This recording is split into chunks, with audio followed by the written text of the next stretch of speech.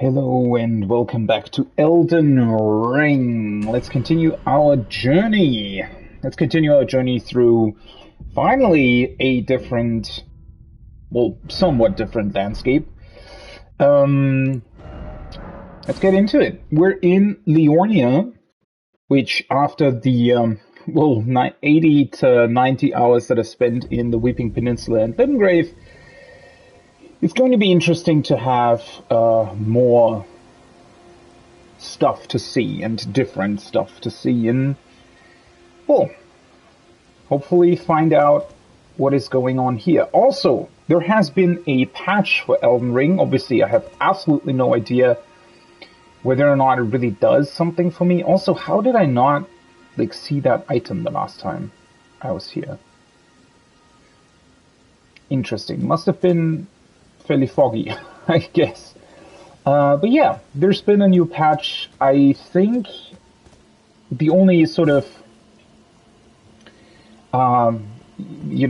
actual information that I got from it, I mean, I just very, very quickly skimmed over the patch notes. Obviously, I don't really want to spoil myself or anything, but I think there have been some adjustments to FP cost of certain magic spells.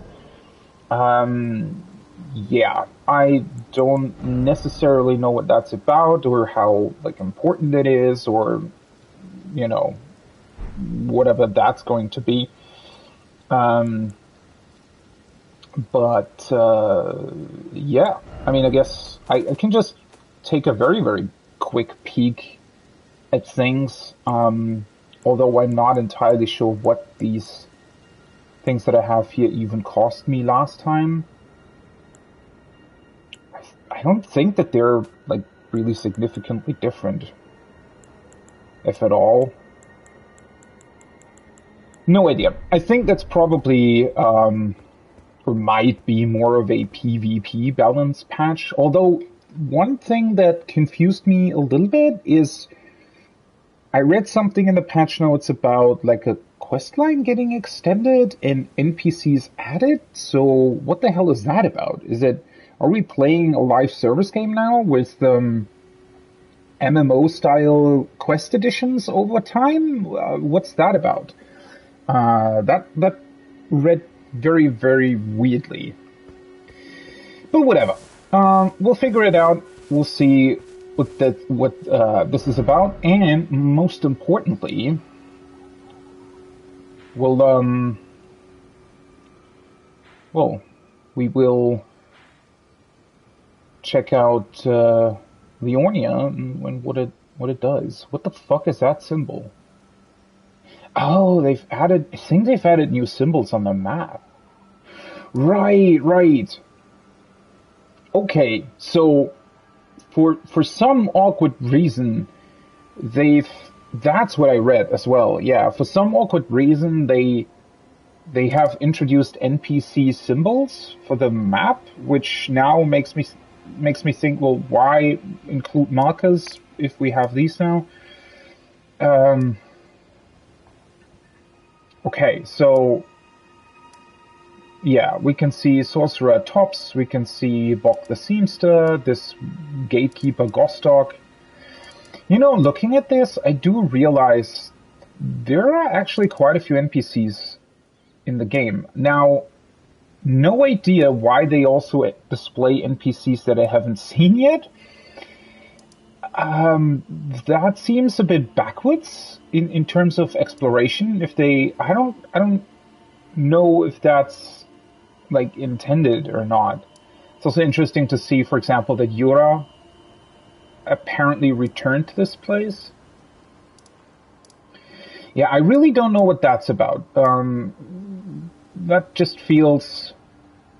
I mean, it's cool that they've added it, because it does mean that, for example, here, right, with the Sorceress Sellen, I can actually probably remove the marker, because, well, the map now displays that she's there, right? Although,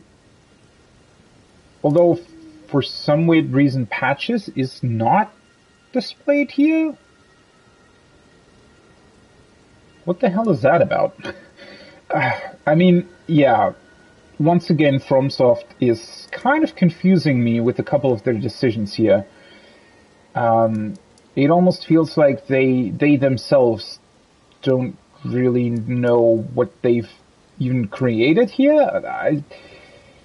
Because at this point, it honestly doesn't really even feel like an RPG anymore with these weird symbols, or at least not like an open world. I don't know. I really don't know how to put it. It's just a bunch of like really, really weird decisions where, on the one hand, and I read somebody saying that online as well. At this point, with all the tutorial stuff, I think Joseph Anderson was actually who said that. They could literally add like a level, well, not requirement, but something that displays your like level that you should have when you're fighting a boss, just so that you know if you're under-leveled or not. I feel like it would actually help this game. Yeah, considering all the stuff that already exists within the game, just giving enemies an actual level that you can look at and clearly discern, hey, am I meant to fight this? Or is it supposed to be stronger than me? I feel like something like that, some kind of indication like that would actually help this game a lot. I know that sounds weird, but yeah, at this point, especially, I don't know, it's so far away from what made Demon's Souls so special back in the day that they should have honestly gone with a lot more sort of quote-unquote more modern game designs and mechanics. It feels a bit awkward and backwards that a lot of those things seemingly don't exist in this game, even though there isn't really any reason why they shouldn't. I don't know. Whatever. Let's get back into it. Let's see. I think I kind of want to check out these ruins, and then check out what's over here, and slowly make our way back towards the bridge, just so that I know, I guess, what's going on there. Let's do that.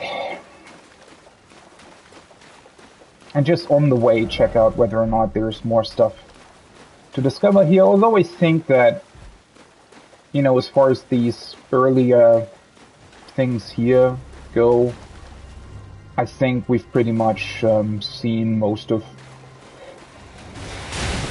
what exists here. Well, yeah, it's always great to start with an awkward dodge. I honestly thought that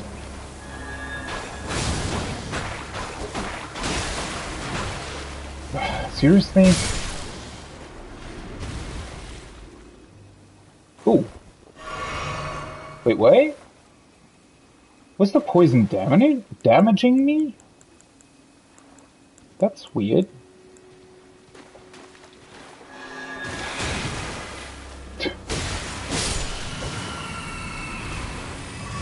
I still feel like that sort of activation thing. Oh, for fuck's sake, I need to take something against the poison. I still feel like stuff like the holy activation thing from my weapon should be much, much faster. Honestly, with how quickly most attacks, okay, maybe I should, put this in a different way. Either this holy activation should be something that you do, on your own, right? Instead of it being an attack. That would be fine, right? Because then you could activate it from a distance, when you know that the enemy probably isn't going to hit you while you're doing it, and then you could attack again with the Holy Blade active. Or make the attack that activates it a lot faster.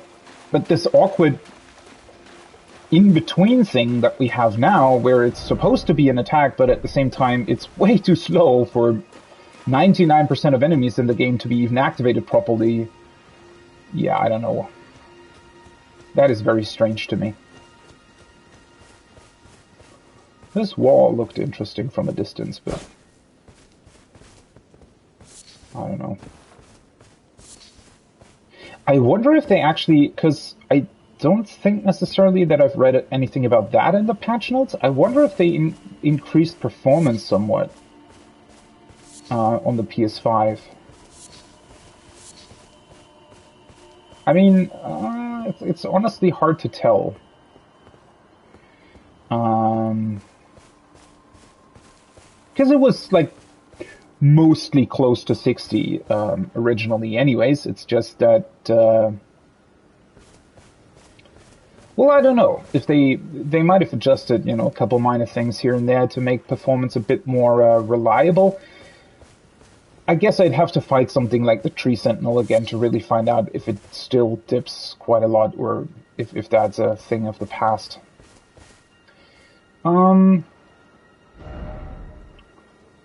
Yeah, let's just check out these ruins, not bother with the swamp right now, and then... Do I still have my... Oh. Guess I should have used an FP flask before.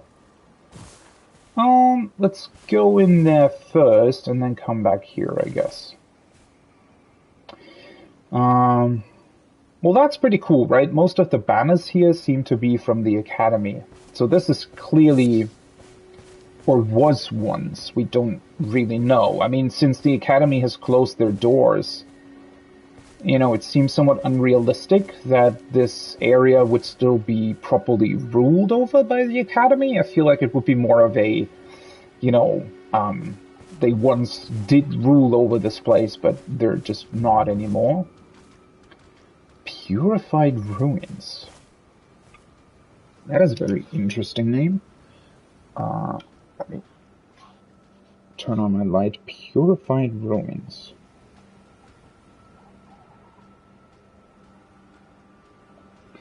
Also, I noticed that last time I was here, but I don't know if you can hear it on stream or if you played the game yourself, if you could hear it, but they've got some very interesting environmental sounds going on here. Something of the soundscape, I think they're probably supposed to be, I don't know, frog-like beings? Something like that, right? Smaller animals emitting this sort of bubbly sound. Again, I don't know if you can hear it. It's very, very faint in the background, but it's very weird when you're playing the game with headphones on because for some reason that sounds exactly like, I don't know if you've experienced that, but sometimes your stomach sort of makes also sort of bubbly noises, right? We're like just a tiny bit, right? When they're sort of, I don't know, like after you've ate too much or whatever. Sometimes stomachs can make this sound as well, and the noises here sound so eerily similar to that I always think, like the whole time while I was running around here, or while I was talking at the end of last stream, the entire time I had the feeling that my stomach was sort of acting up, or that I maybe ate something weird or something like that. But it's actually the sounds in the game. Which is, I mean, I kind of like it. Oh, hello. Wait, what are you doing here? I actually hadn't thought that we'd meet you quite this early. Wait, so she's not on the map for some weird reason, but for some reason somebody is up here? Finger Reader Crone? So maybe it's just that there is one of these crones here because we've already met one of them, and so the other ones are also on the map now? How weird. Is someone there? Would you donate any Shabiri grapes in your possession to me? You need more? Pilgrimage in search of the distant light. And when I eat one of those grapes, I can feel the light in the back of my eyes. Why is she telling us the exact same thing as last time? Hello? Would you donate? I'm on a pilgrimage, and when I eat one...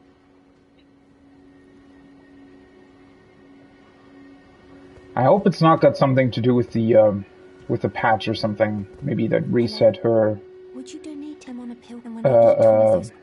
quest status. I don't think it does, but if only I had a fruit. Well, where do we get a second one of those? Because the weird ghost in Stormvale Castle only gave us one.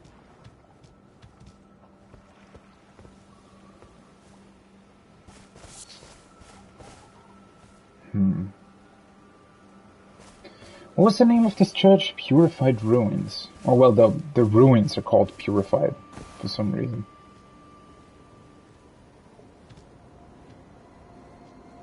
I guess this wasn't necessarily a chapel, right? This looks more like some sort of great hall.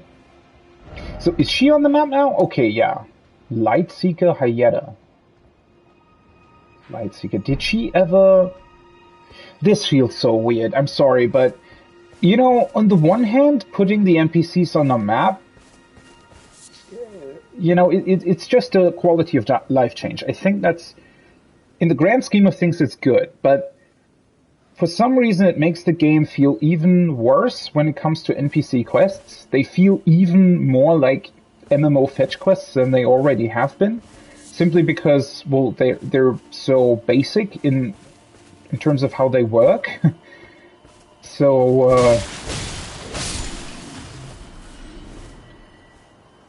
I mean, I don't want to put them down, like, they still have this kind of awkward quality to them that, you know, a lot of FromSoft games have had in terms of their design, where they just seem to be somewhat, you know, intentionally confusing and deliberately misleading. And you still get the same feeling from... What are all these messages? Why is it always mushroom? So the sort of feeling that they evoke in a way where they're still somewhat similar to your typical FromSoft games, you know, that same feeling still exists to a degree, but at the same time, I feel like, well, I don't know. You know, with these symbols, also, why is there another fucking teleporter here? Yeah, with these symbols on the map, yeah, I'm not against the symbols. It's just really this awkward feeling of, you know, okay, now I don't even need to remember their positions. I don't even need to properly track that anymore. And also, this teleporter doesn't fit in here at all, right? It looks so vastly different from the ruins. It feels completely out of place, which makes me think that almost these were maybe built after the fact. Like, clearly this wasn't here when this building wasn't a ruin, right? This teleporter was added afterwards. Did I ever, like, put the locations of the other teleporters on my map? Were there even other ones? I mean, the only other two that I found, I think, was here. Maybe I should do that. What would be a great teleporter symbol? Unfortunately, maybe this one? Unfortunately, the sort of markers that you can choose aren't really, well, that great in terms of telling you what's going on. Guess I just have to remember that. Oh shit. No, I almost accidentally summoned my spirit. Well, I mean, I can test it at some point. Maybe it's got something to do with the... What the fuck is that? What the... What the... Is that a head? But yeah, I was thinking that maybe the teleporter has something to do with the Divine Tower over here, but it's also the only way to access it. What the fuck is going on here?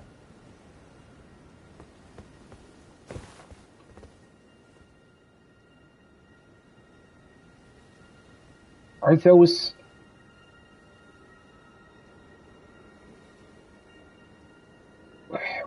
What are they?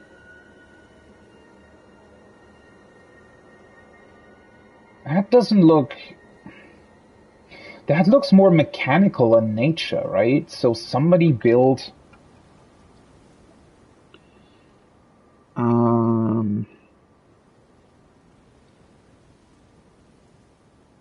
They look more mechanical.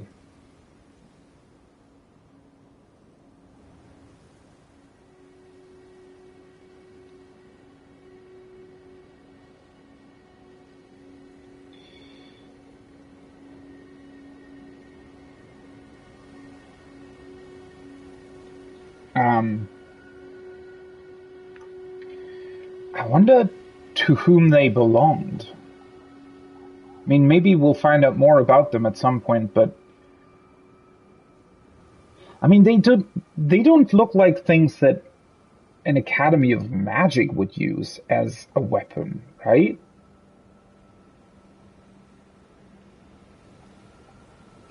Maybe the Academy was actually attacked by somebody who used them at some point. Oh, somebody's fighting over there.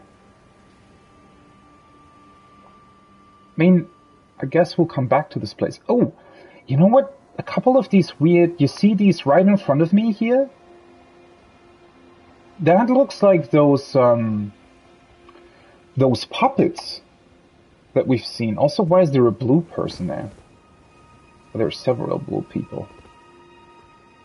But yeah, they look a little bit like those puppets. See, like these guys? On the Weeping Peninsula, where there's this other sorceress that, for some reason... Oh, you think that these puppets have maybe something to do with... So we know that Selene, the sorceress, right? The one we could talk to. I think she was expelled from the Academy for something. I don't think we actually quite knew why. Maybe it's got something to do with these weird puppet things. Because the only other place where we've seen them so far is on the Weeping Peninsula, where there's the other sorceress that's been chained up, that for some reason we aren't able to free yet. Is she on the map anyways? Yeah, she is. No, she's not for some reason.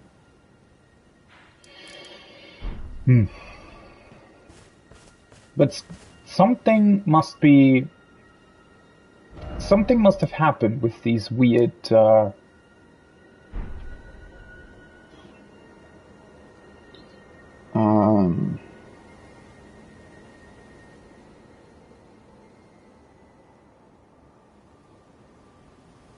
with these puppet enemies.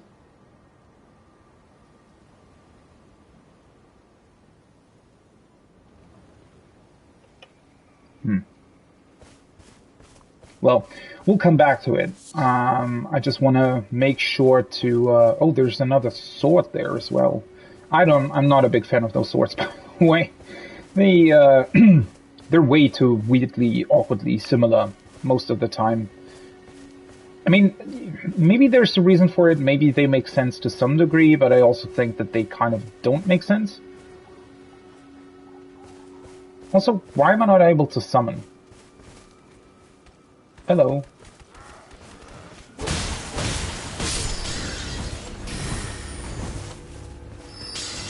Can you stop that?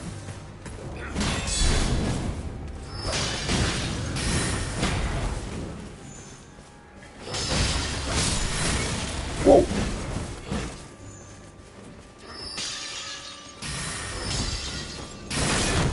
How the fuck did that hit me? Can you... I hate the animation of the flask. Why does that take so goddamn long? Makes me wish the... Wait, why did that not hit me?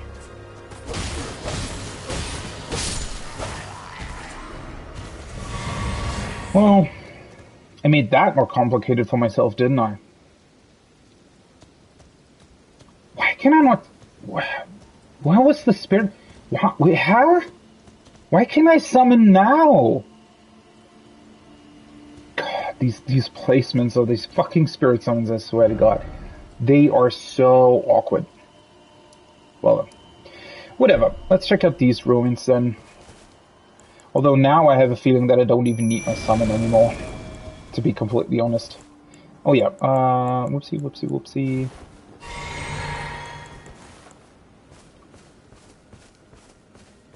see what this is about then. Oh no, one of the cute looking ones.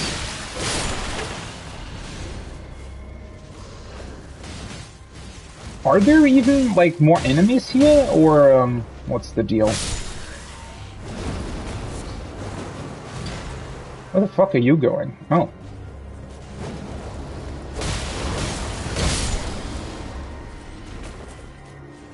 Well, guess there's a couple.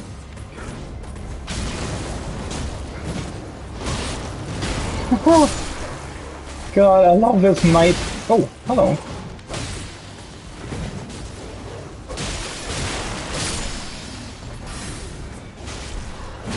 Oops. Didn't actually want to jump.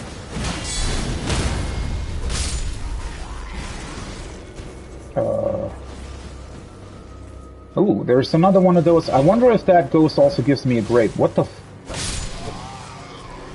Oh! I was wondering where the hell he jumped to. Because he made this really awesome jump over to the side, but I was wondering why.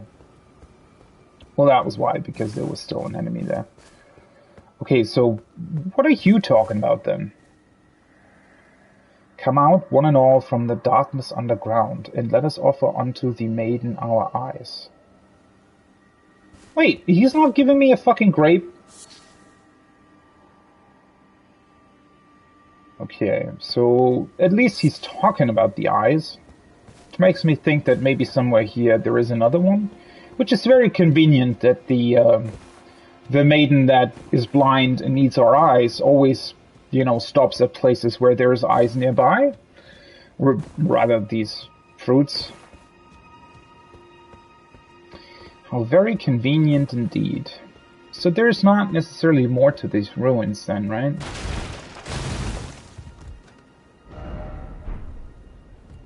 God, I swear. So many of these fucking messages. I mean, I said it at some point, right? I think that, oh, you see, there's a couple more of these weird puppets. A couple, whoa, it's five. Five of them together. That's not gonna be that much fun. But yeah, it would have been cool to have a sort of system that punishes punishes bad messages. Are you still alive? No, you're dead, right? Wait, what? They're ragdolling. Okay. Interesting. Because that's not usually the case.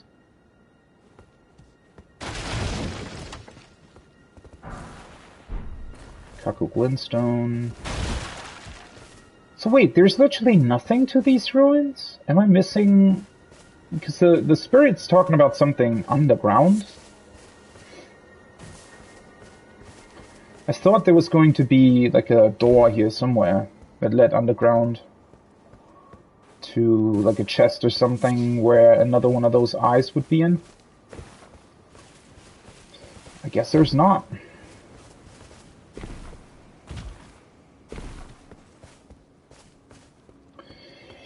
Oh well. Unless I missed something, but I don't think so.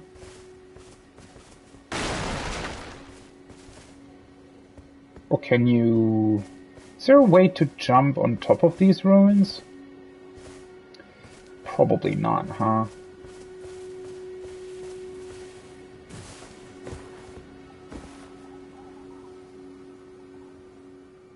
Yeah, I don't see an item up here either, so... It's probably somewhere else then. I mean, the weird spirit is also not necessarily looking in this direction. I think he's looking somewhere else.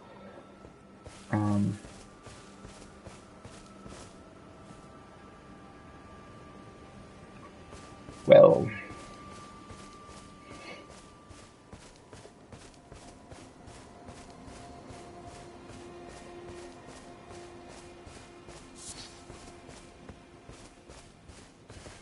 Ah, there's the site of grace. I was wondering. I had a feeling there should be one close by, but... Um...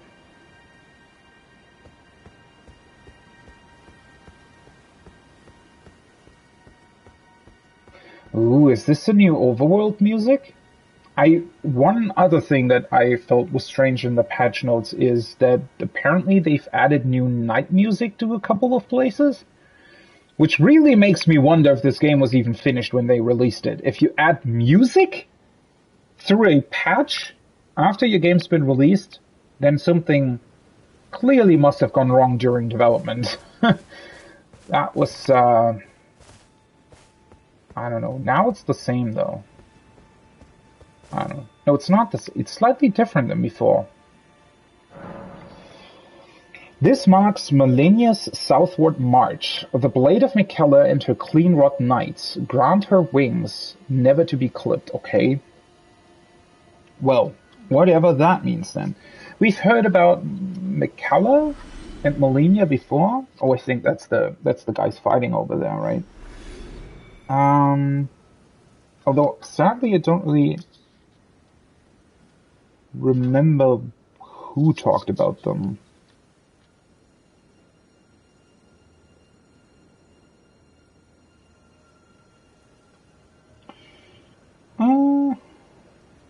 Yeah, that's probably somewhat hard to find. I'll just write down whatever this says. So, this marks Malenia's southward march.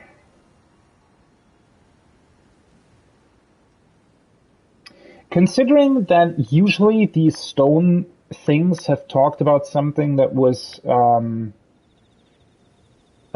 connected to Godfrey, I wonder what that means in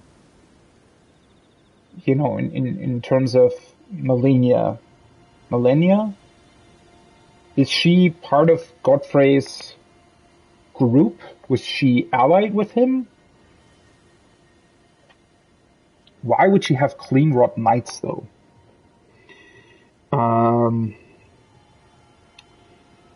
Stone swords.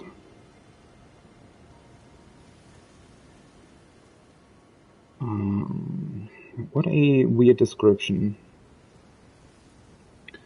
This marks Malenia's southward march. You know what? Instead of reading about things like that, I would have really liked to see that stuff. Why is that not taking place while we play the game? Why is that something that happened in the past? I feel like we're actually traversing this world at a particular time where it's fairly boring to do so. Unfortunately, everything that you hear about in terms of what happens in the past seems much more interesting than whatever's happening currently. Grant her wings, never to be clipped.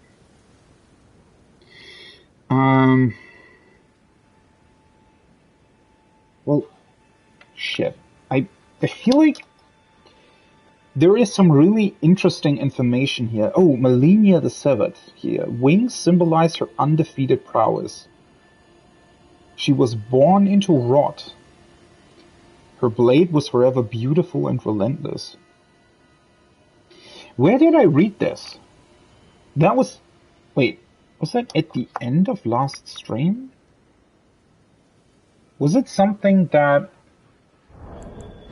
the night drop, because we fought one of these clean-wrought knights, right? That was the boss enemy in this cave that we found here. I think it's actually this, right? Honor bestowed upon the knights who fought alongside Malenia the Severed. Right. So this is what we got from the clean-wrought knight, and the clean-wrought knight, on the other hand, is somebody who apparently journeyed with her, or was part of her army, I guess. The wings symbolize Malenia and her undefeated prowess. Though she never knew relief from the accursed rot she was born into, her blade was forever beautiful and relentless. So she was, quote-unquote, born into rot. Meaning that maybe she stemmed from Caleb or something? And apparently she took a couple of knights from there with her, that also had this rot on them. Marks millennia southward. Wait, this is talking about her moving south, though, right? I kind of glanced over that.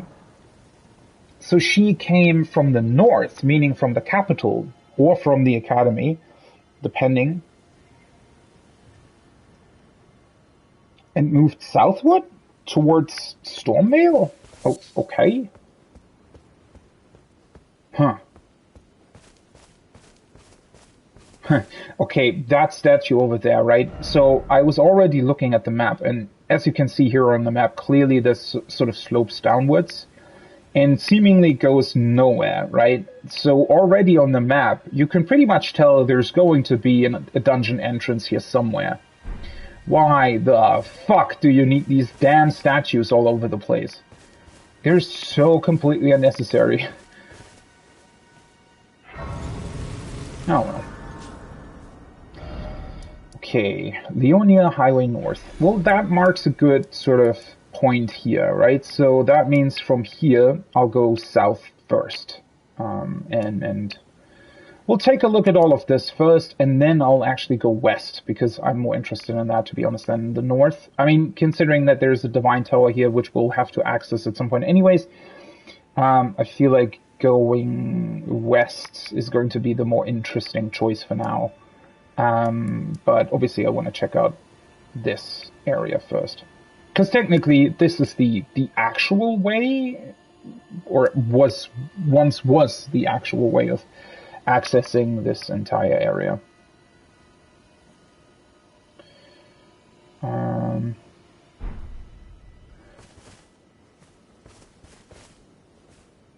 Is that another ghost? Wait, did I miss another one of these ghosts? Well, not really, right? There was the one down there. Because I don't want to miss one of those grape eyes, whatever. I mean, as I said, we'll come back here anyway, so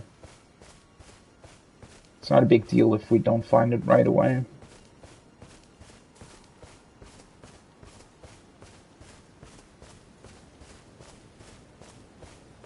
Do you want to activate it? I mean, I know where it leads anyways, but...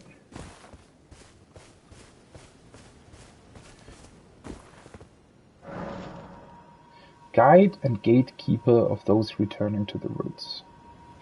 Well, at least now I know what this sentence is about, right? So, returning to the roots mean that they're a guide to these Earth Tree burials. Which always means that they're a guide to the catacombs. And where those people are sort of climbing into the roots of the Earth Tree, or the corpses were placed into the roots or whatever.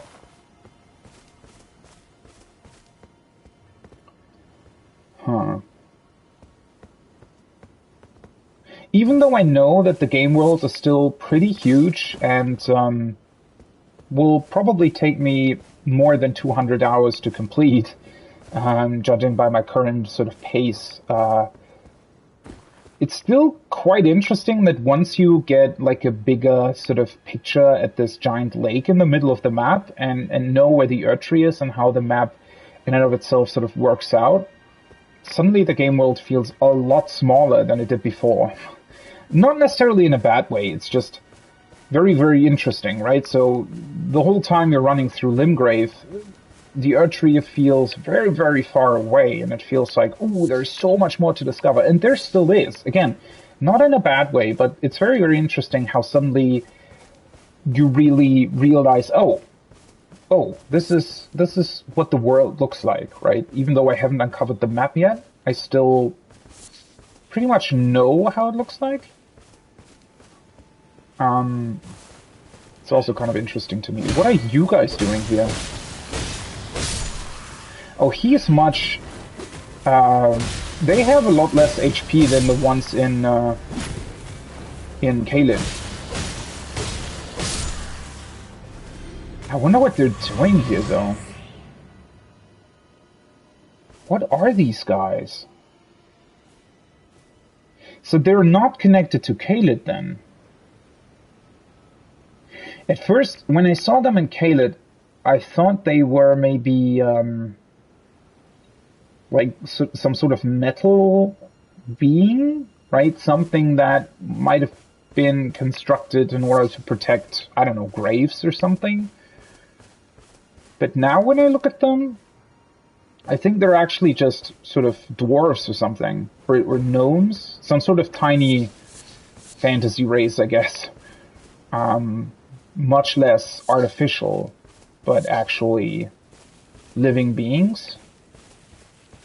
I wonder what they're about, though. Why are they here, then? And why are they in Caelid, too? I mean, well, that doesn't necessarily have to mean anything, right? Oh, I thought there was another one here. Oh, there is. Wait, what? Why didn't you attack me? Oh, there's a bunch of them. What the fuck is that about? Oh, they can actually hide in it, I think. Cool. Yeah, I wonder what they're doing, especially here, right? Because now they're more or less standing in front of one of those catacombs. Right?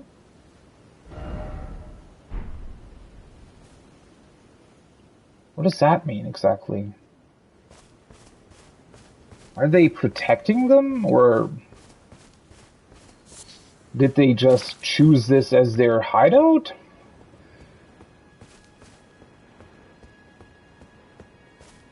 It's just... Man, it's so strange that the game tells you so little about whatever you're fighting, right? In every other RPG, the game would have already, like, prepared you for wherever you're going, right? It would have actually told you, oh, hey, you know, this is why this exists, or, you know, you're going into the domain of the dwarven people or whatever. And once again, I'm not saying that it should be, like, on the nose what this is about, right? Obviously, the more, like, mysterious you make it, the more interesting it becomes in a lot of ways. But Elden Ring literally just tells you nothing, to the point where they're completely uninteresting because you don't know anything about them anyways, right? So, yeah, they're kind of funny, I guess. Kind of funny looking, but at the same time, they're also completely meaningless to the player because the game hasn't told you anything about them. Same with these guys. Why the fuck do they take their chairs with them wherever they go? It seems like it. Unless they... Well, maybe they were able to conjure up chairs out of thin air. I guess that would explain it. Although, wouldn't they then also disappear when they die? I mean, maybe that's not how that works, but...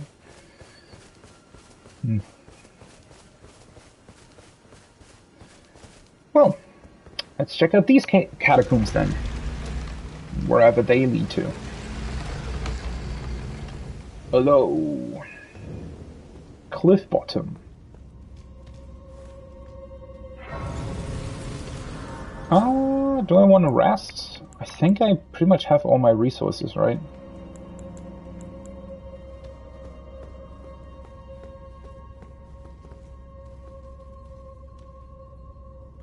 Are the flames... Yeah, they're much more blue. I was wondering about that, because this is like a very stark contrast, right? Between the blue flames and the yellow side of grace. Interesting. That they have these blue flames here instead of white ones. Do I see enemies? Look carefully ahead.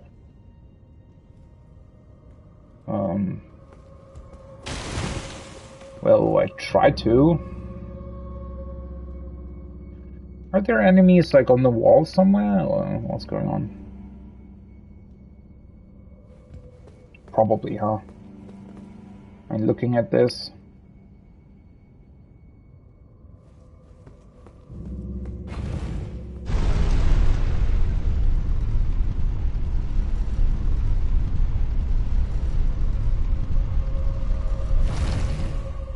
Well, hello. Who the fuck are you? Let me turn on my lamp.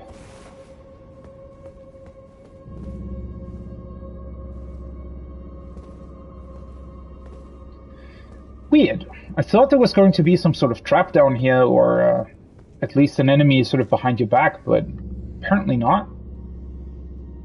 Oh, for fuck's sake.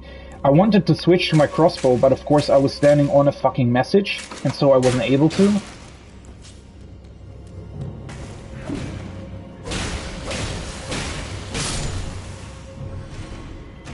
Huh.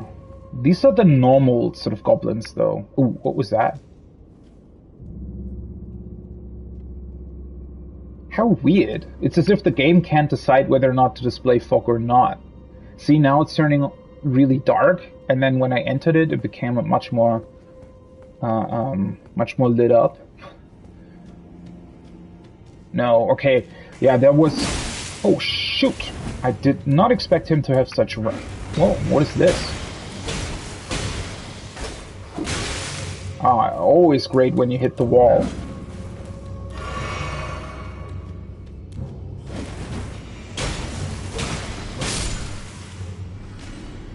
But yeah, there was definitely like a hiccup there, so I don't think that the patch actually improved performance in any sort of way. Oh wait, there's an item up there though. That's interesting. See, I was expecting to be ambushed by somebody up there, but or maybe that's just what they were talking about when they said that you should look carefully. I guess it's so that you discover this. Oh, that was the elevator. I was wondering, I thought I ran over something, but I think that's just the elevator doing something. Yeah, these glove words, I mean, at this point I think I have more than enough of them, in a way. I pretty much think that all of my spirit summons are upgraded, aren't they? I think they are.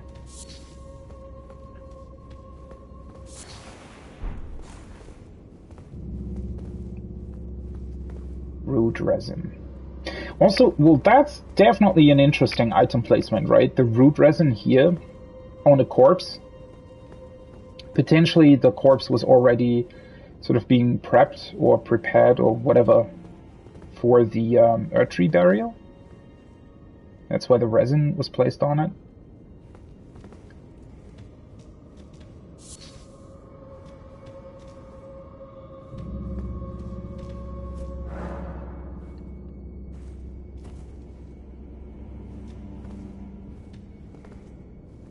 It is very interesting, though, considering that these lands are ruled over by somebody else. In this case, the Academy, or were ruled over at some point by the Academy. It's very hard to tell if they still technically rule over the lands, or if they've just, given over control, or given up control, basically. But these catacombs look exactly the same as the ones in Limgrave, right? Which clearly points at the fact that they have to have been built probably during the era of Godfrey, right? I mean, we sort of knew that already, right? These earth tree burials pretty much being very, very closely connected to everything, well, to the earth tree, right? And everything that entails in a way. And so, yeah.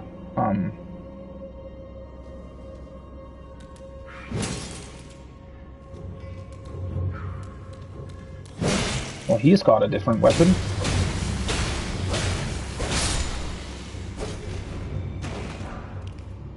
Smithing stone. Oh, wait, what? That's a smithing stone 3. They can drop these here? I need those. I need a lot of them, in fact.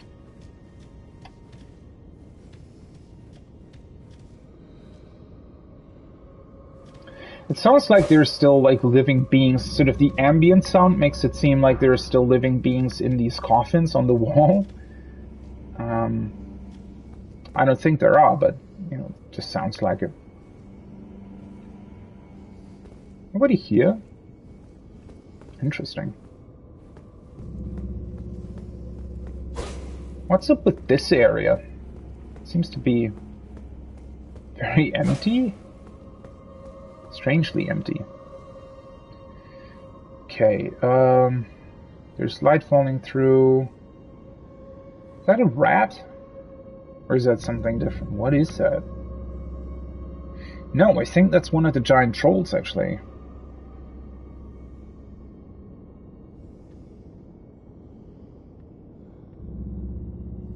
At least it looks like it. Should I try attacking it from here?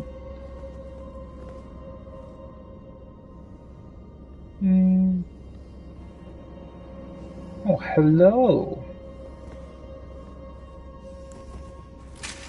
Oh, for fuck's sake, I need more bolts. I think I pretty much...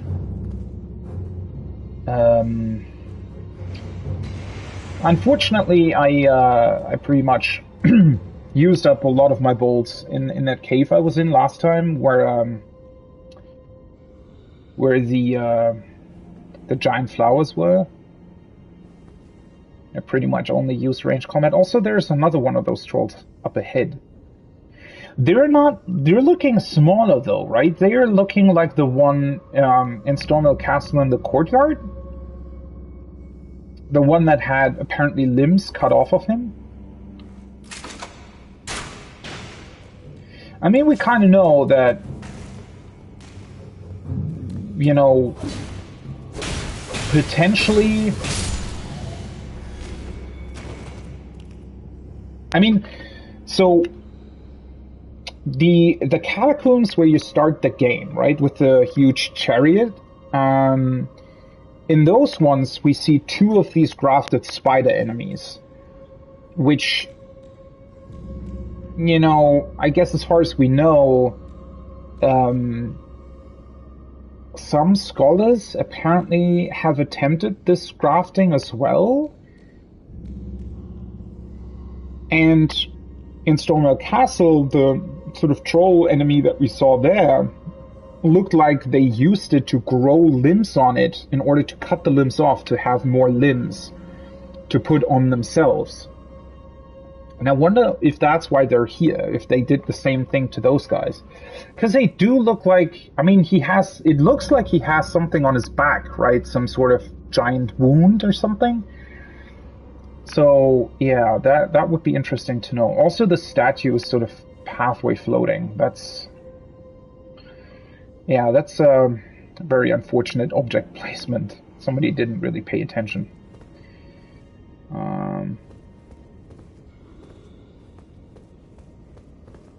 Once again, one of these weirdly empty rooms. Wait, is that... Oh, no, never mind. What is going on with them? Yeah, they also... They clearly look like they've been growing limbs on them as well. Yeah. It's very much what it looks like. Although in the case of that guy down there, it almost looks like more of a... how can I put it?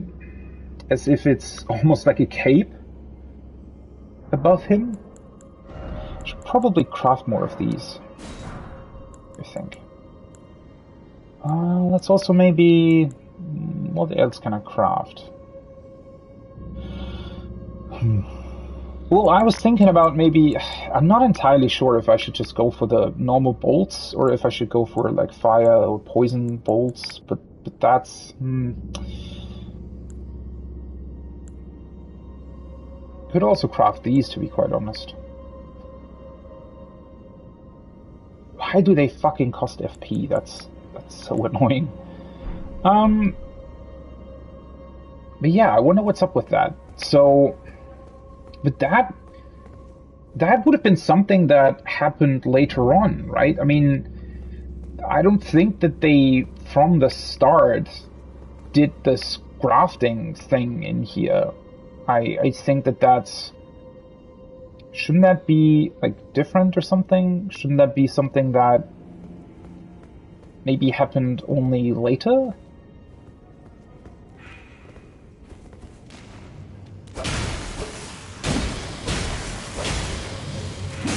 Oh, for fuck's sake. I hate that there is this awkward end to your combo. If you already hit 5 times, then... Oh, well, hello there. If you already hit 5 times, then the next sort of thing is... The next hit has like a huge delay to it. Like there's your character...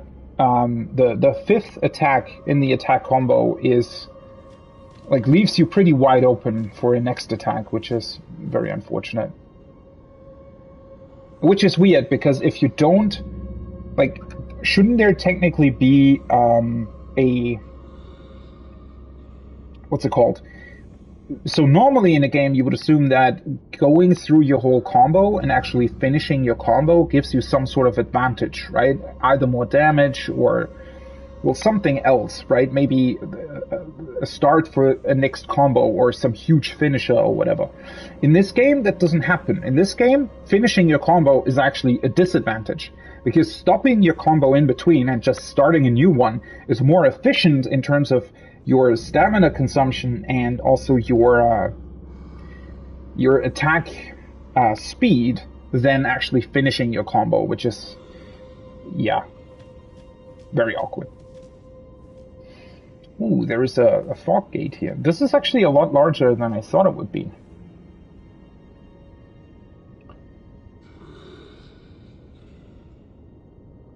Why can we hear this troll so clearly? Almost sounds like he's like on the roof or something.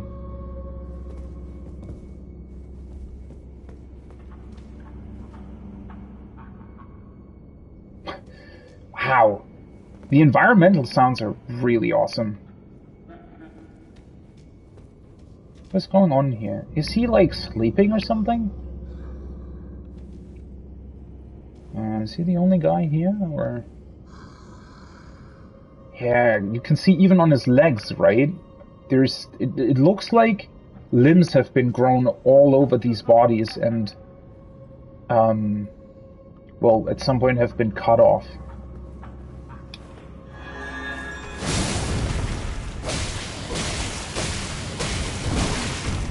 Fucking hell.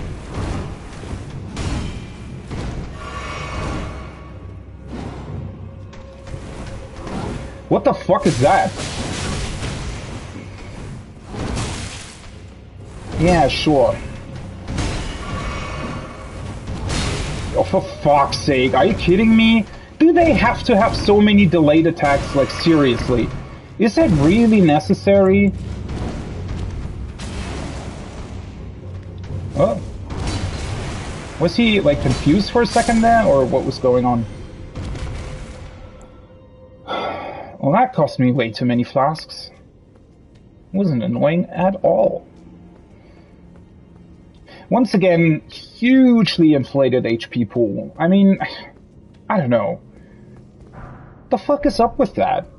There's just, why do they have so much HP? I was even attacking him with my Holy Blade active. I mean, maybe I could have two-handed, but still, that just... Why? Why put so much unnecessary HP into them? Although fire does seem somewhat effective. Where the hell is he going?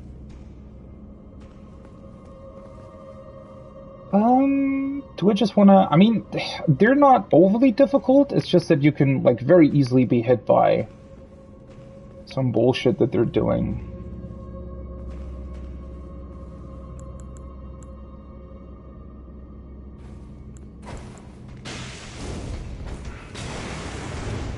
Oh, I knew it.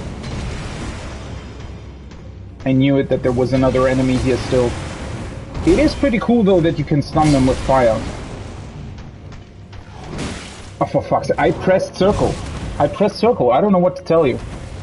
Stun or grappling attacks have always been the biggest bullshit in FromSoft games, to be honest. What the fuck is he doing? Is he like... Is his AI bugging out because he's standing in the tunnel? That looks awkward. Well, I could have also just used my sorcery now that I think about it. Oh well. But yeah, that grappling attack was absolute bullshit because I knew when it would happen. I pressed circle at the right time, but I got he still got me. Which is always the case with these attacks, because they can somewhat ignore your iframes, or I don't know what it is exactly, but they can... Oh, hi, there you are. Well, there's two of you guys. Are you kidding me?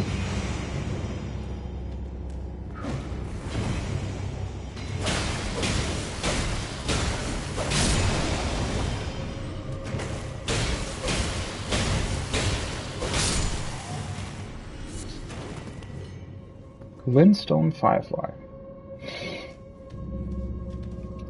But yeah, the grapple attacks in FromSoft games are weird. Because they don't follow the same... I mean, a lot of attacks in this game seemingly don't follow any kind of logic in terms of whether or not they hit you or not. But, ooh... Well, that is something else that I just can't really use. Okay, so you just randomly find these rune arcs all over the land, right? But there isn't really any point to them because... Like, if you die, you lose their effect again? I don't know.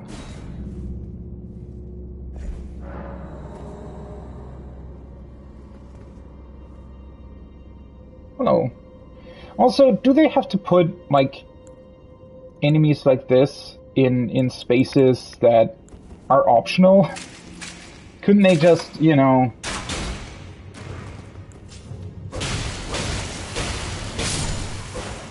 make these places not have enemies in them? Oh, I thought I heard another one. It's probably the only one, huh? Nox Mirror Helm. What the hell is that? Nox Mirror Helm. Helm fashioned from a crystal-looking glass. One among the Eternal City's ritual implements, easily broken and weak against striking attacks. Worn by those committed to high treason, it wards off the intervention of the Greater Will and its vassal fingers. What?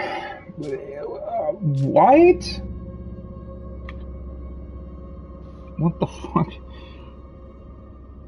That seems like a lot of important information. Nox Mirror Helm.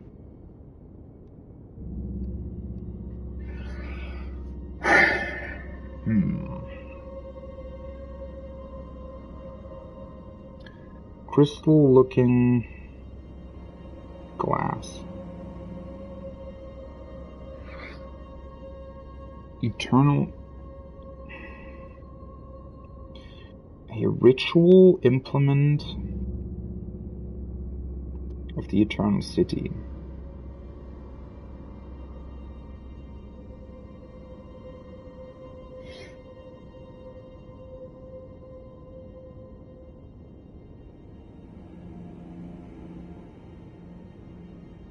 Huh? So is it...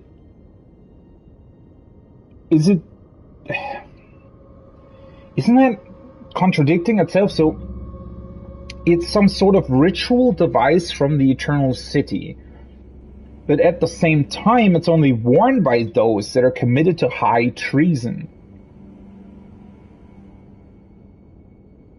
Huh? Because the second sentence, right? One among the Eternal City's ritual implements makes it seem like this was some sort of important part of a societal ritual, right? Something that took place, you know, numerous times and was just, well, not necessarily all too common, but certainly some sort of integral part of a certain ritual that the Eternal City had, right? Or did, or whatever. But then it's only worn by those committed to high treason?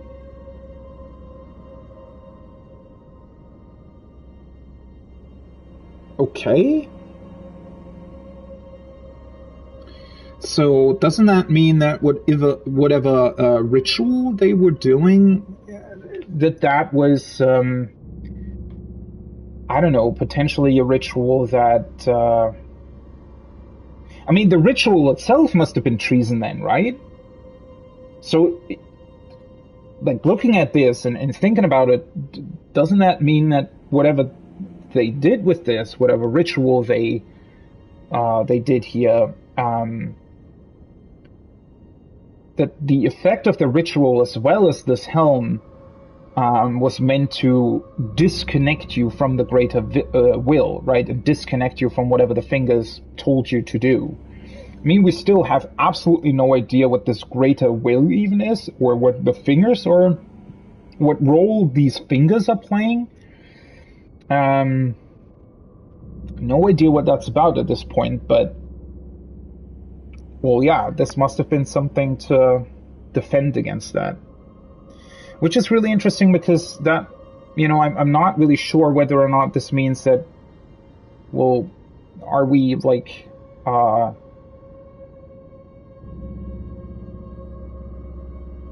yeah, what does this mean?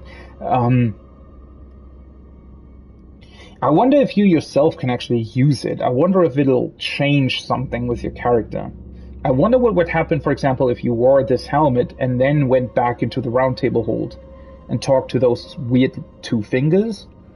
I mean, maybe it doesn't do anything at all, but it would be interesting if it did anyways.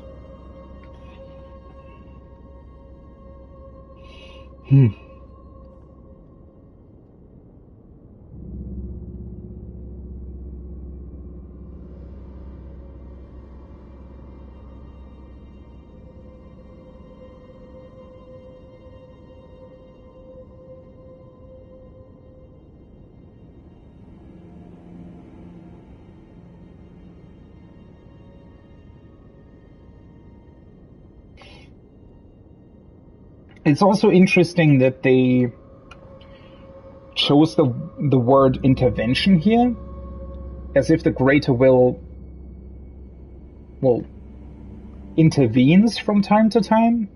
Although then again, I mean, that does make sort of sense, right? So if something, for whatever reason, isn't really going the way this greater will wants it to go, then they intervene, right? And they, I guess, try and change the future or destiny or something like that. What an interesting item.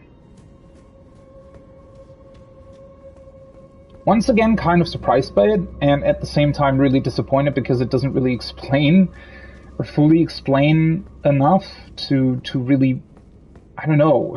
It's always, I've talked about this a bunch of times now, right? But you find these things and they're really, really interesting and you want to know more about them, but you just can't find out more about them because the game literally doesn't tell you anything, right? And you're sort of left standing here wondering what the fuck that is about, or what's happening, right? What does that mean? Is it, I don't know. Oh wait, there's another trap here. Seriously.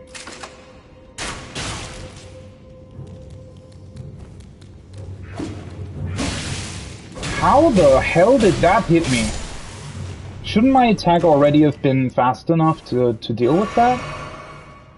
Kind of running low on resources here as well.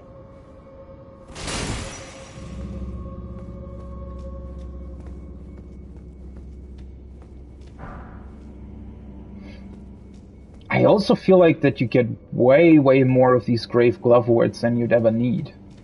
Which is weird, because it feels like I'm not getting enough smithing stones. I feel like instead of giving you all these grave glove words, they should give you more smithing stones, but oh well. Also, what's up with this area? There's a bunch of very, very empty spaces in this dungeon for whatever reason. Way more than usual. Wait, how often does it loop around? Holy shit. This actually has... There's actually a lot, sort of... Whoa! I did not see you! I actually did not see him. He actually surprised me.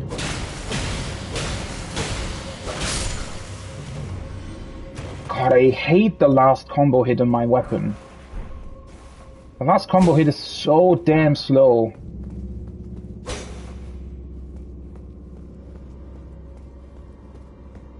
Okay, I just need to be a little bit careful in terms of how how I engage with them. All these things, for example. At least you can mostly pull them sort of individually. For fuck's sake. I knew how quick that attack was, and still I decided to attack. Oh, he's got one of those bigger ones. How fucking long can you hold that? Forked greatsword. Wait, is that what he had? It's not necessarily how I would have named it. Oh yeah, it is. Well, oh, okay. It's literally a fork. That's why it's called that. Oddly shaped greatsword wielded by imps. The gently undulating forked blade is known as an imp's tongue and causes blood loss. So they have, like serpents, they have a split tongue then, and that's why it's called that.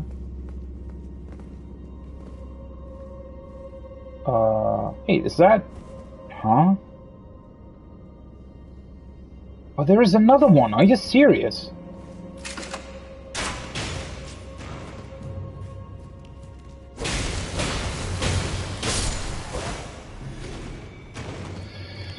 Okay. A scythe. Huh.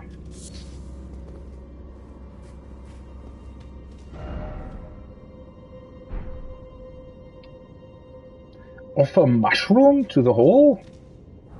Is that some sort of weird innuendo that I don't understand? Well, the scythe does seem to be somewhat of a basic weapon, right? Yeah. Causes blood loss buildup.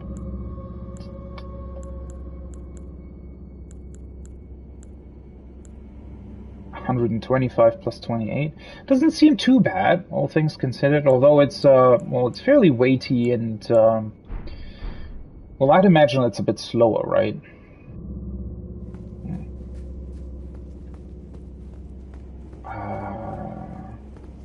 Wait, I mean, what exactly did I miss here? Did I go like past somewhere?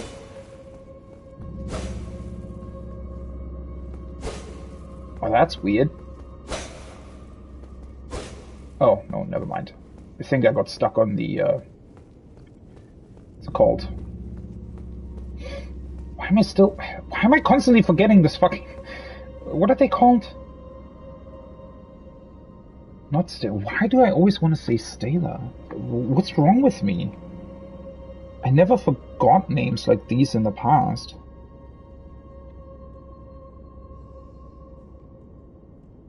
Column, pillar.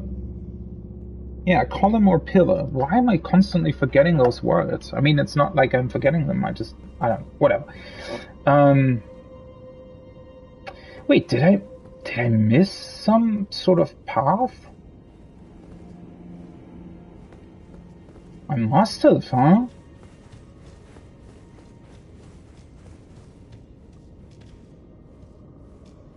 This is not... Ooh, shit. I almost... Definitely don't want to kill myself through activating some sort of trap. Wait, did I... This is where that optional area was.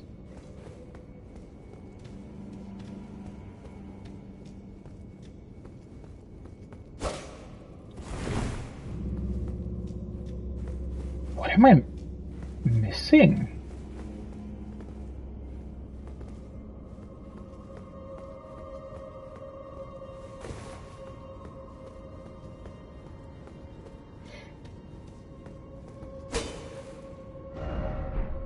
Hidden path. God, I hate these freaking messages. But I mean, I don't think that even if those hidden paths existed. I mean, look at what they don't even have faces. They look so weird, right?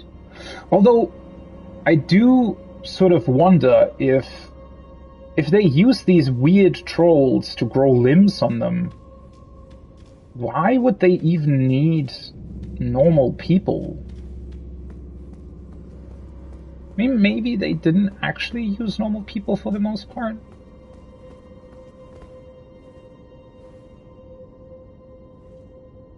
Wait, so I was up there, right? But how are you supposed to... Do I have to jump down? But that doesn't really make any sense, does it? Do I just want to try killing this guy from here? Can I?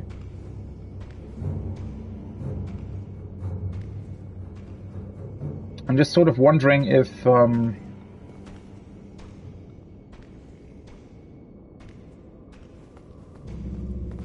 do I have to jump down?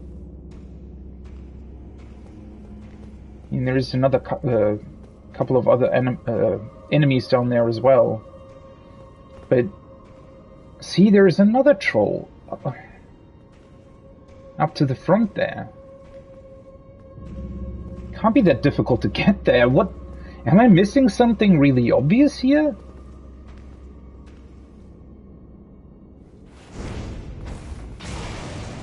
Okay, this is gonna be boring as fuck now. Or can I just... Oh yeah, well, works to some degree.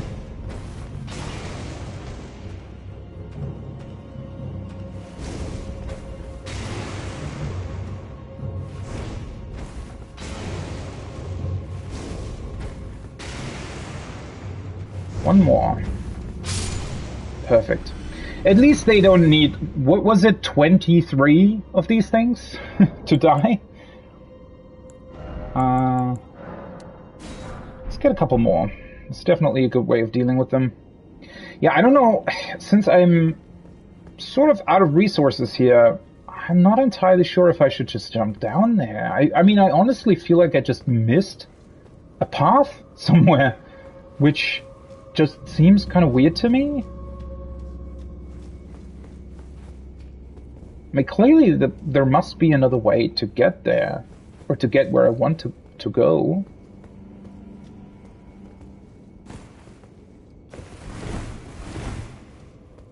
I don't think that they would place the actual proper path behind like a hidden thing.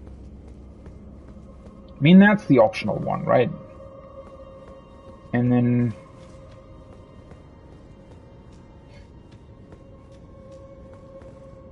I already tried destroying one of these things.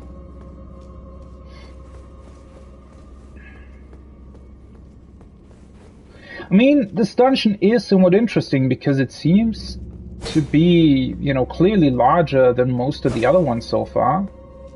Even the one with the chariot, even though it's technically, you know, from a cubic meter perspective, I guess. Like the actual room or the actual space was larger, but the sort of quote-unquote gameplay space or the stuff that you did within it wasn't necessarily so big. Whereas here, you know, there's quite a lot going on. Oh, that's a very awkward texture. You see that, like, very, very obvious line down the middle? Huh. How did that happen? Also feels like this particular dungeon or these catacombs were somewhat, I don't know, kind of more hastily designed than other ones. They don't feel as tight in terms of their, there's just a bunch of sort of awkwardly empty corners, and that together with some of the missing text, or not missing, but awkwardly placed textures makes me think that this was, I don't know, maybe a bit,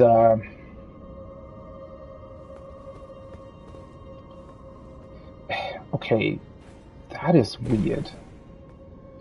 Am I maybe missing, if I go back to the very beginning, is there maybe another path there? Because this beginning area is quite large, isn't it? That's the door that I need to get through.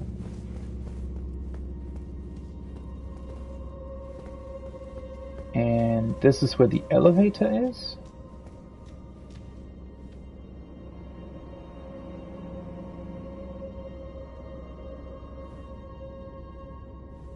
How strange. I mean, maybe, yeah, maybe you really just have to drop down to the troll. I guess so, because I don't really see any other way with how this would work.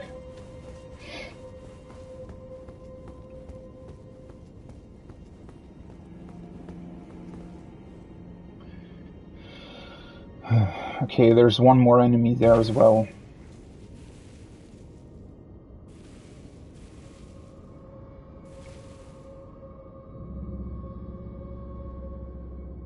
Just hope that there aren't too many here. Is that the one that I shot down here? Because there was one that was on the wall that fell down. Yeah, that's the one. That's why it's missing health. Okay.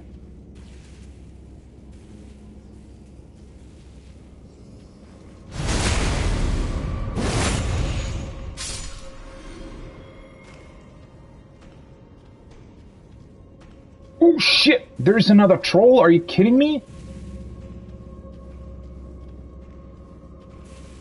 Seriously? Is he like going back and forth here? Yeah. Ew, I really don't want to fight that guy right here. Did they have to put so many of them in here? Seriously. Hefty beast bone. Also, this floor looks somewhat interesting. I don't know whether or not... Seriously.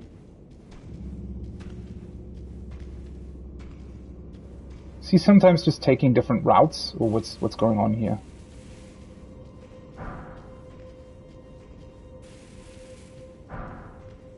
Prattling paid wonderful.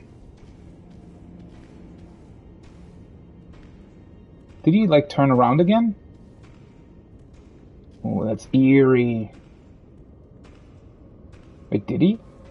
Or is he running into the wall? What's happening? I hear the footsteps, but...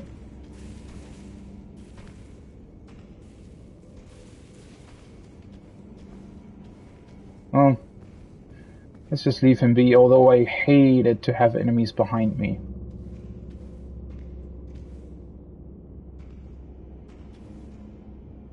Okay. Well, this is just another... Oh, for fuck's sake. Is there another one?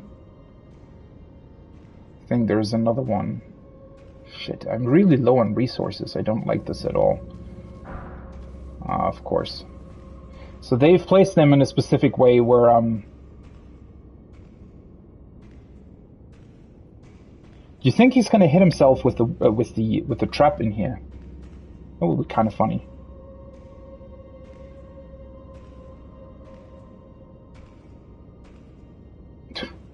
It also would have been pretty bad if that guy just turned in here, right?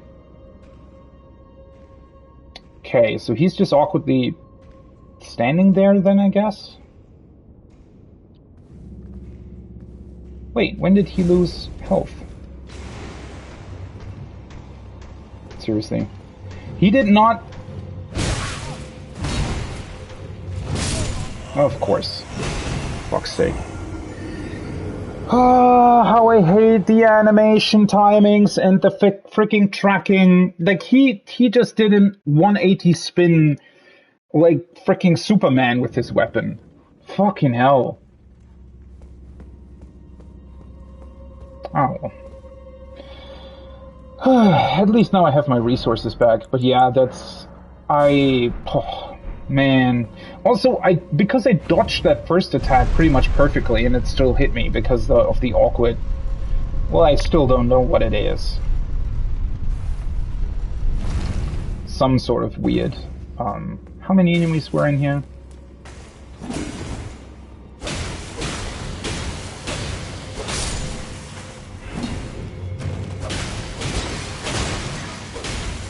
Seriously? I hit the wall again. Are you kidding me? Hey! At least I got another smithing stone out of it. But But that also means that I have to defeat the one in the middle again. Are you kidding me then? I mean, think about it. If you don't defeat the middle one from, like, up top, that means that you literally have to fight 3 of them down there. And one of them isn't even turning around, so you have to, well, at least deal with him somehow, right? Not necessarily... I mean, I guess you could just run by them or something, but...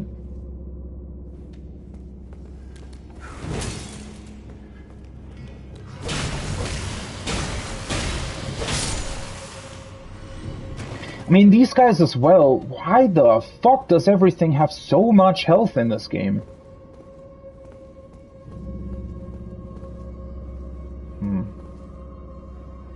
Okay, so... Can you, like, attack me or something? I don't necessarily want him to drop down on me if I jump down again.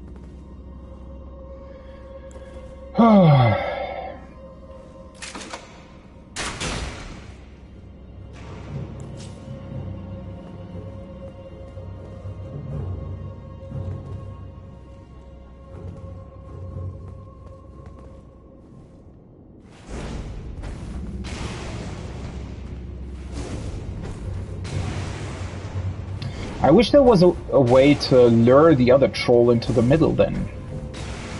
That would be quite fun, if you could do that. But he's probably inactive until I actually go down there, I feel like.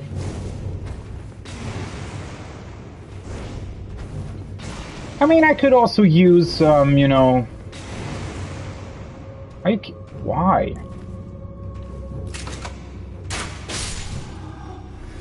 Weird. I could also use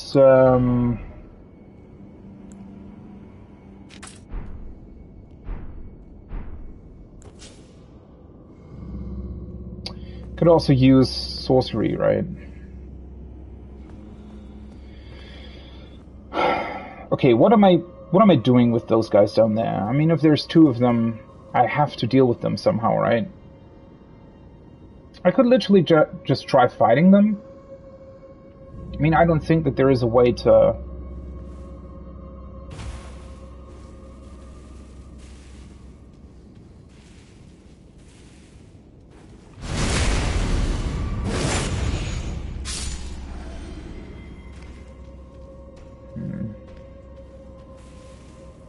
Because if I fight this guy in here... That would mean I potentially have a chance of, like, moving the other one down here as well. Ah, shit. I think I'm out of fire butterflies, am I? Well, that's unfortunate. I mean, I can still use my, sorcery, but... I just wish their fricking attack animations weren't as weird as they are.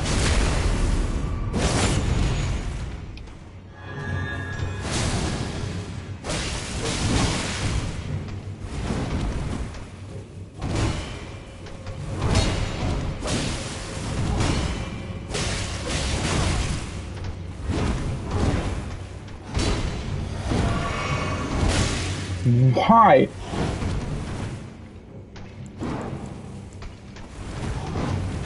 I swear. That should have hit me, but whatever. God, how I hate these guys. Are you kidding me?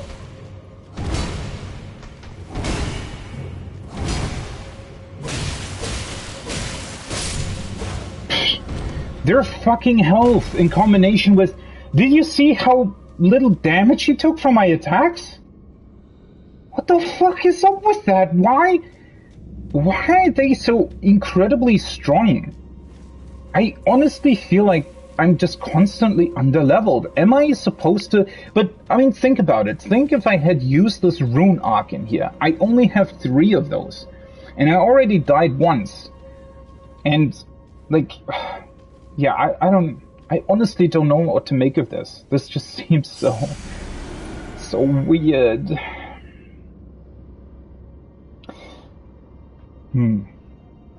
Okay, how do I want to deal with this guy? I mean, I still have 2 of these, and I could potentially use the flame sling. I don't know what's more... I mean, the holy damage didn't seem too good against them, right? So I guess using flame sling's probably a better way. I mean, at least now I can, like, lure him back there without running the risk of fighting 2 at once. But there is still another one in here, right?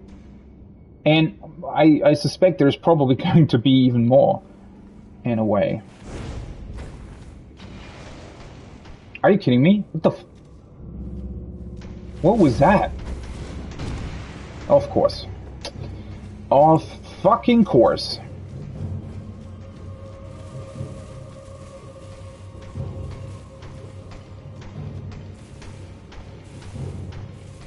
Why does he just know where I am, by the way?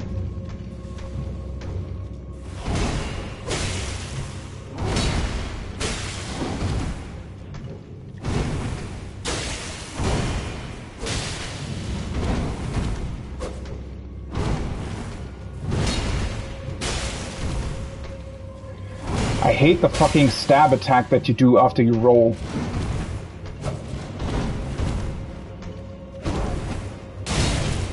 What was that? Why was his fucking animation all of a sudden completely different to what he did before?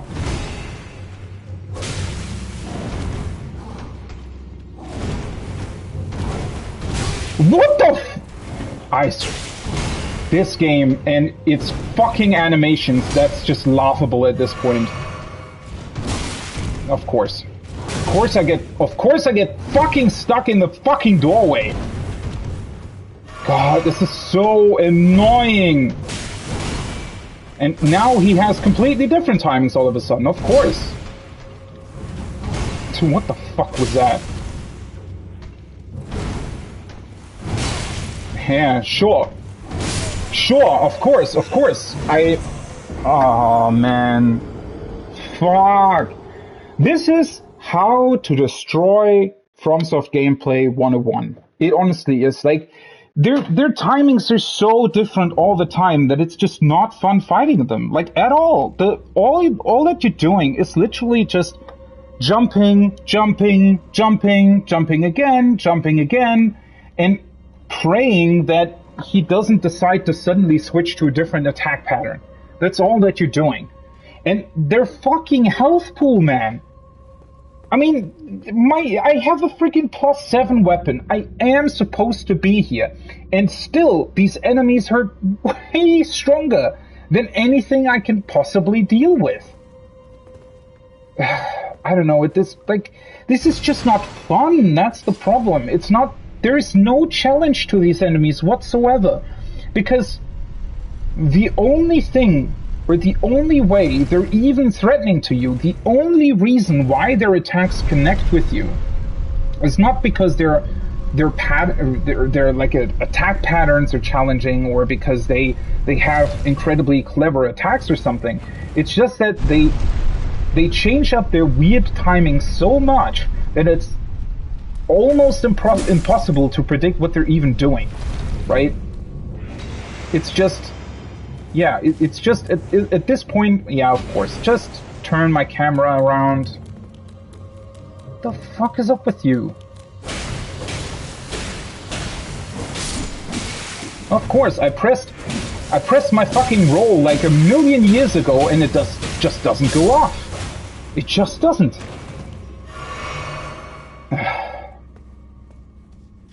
Yeah, fighting those trolls is just not fun. And I don't know what's up with that. I don't know, why do they have that much health? What's going on there? I feel like I need at least a +10 weapon or something to fight them properly. At least. And I don't know what's up with that. Like, why?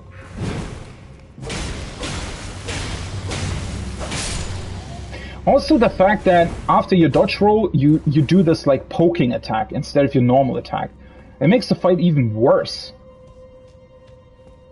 Okay, at this point, I'm honestly thinking of I should just grab my runes and run through, right? I know that that's probably going to be really annoying slash impossible, because that one guy is literally standing right on top of my runes, but I think that that's just the way to go at this point. With a bit of luck, I can grab them. Where the fuck do I have to go anyways? I think to the right, huh?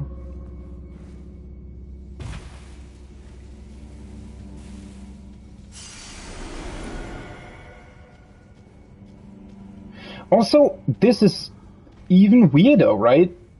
So for some reason you can sneak by the first two, but the third one you have to fight?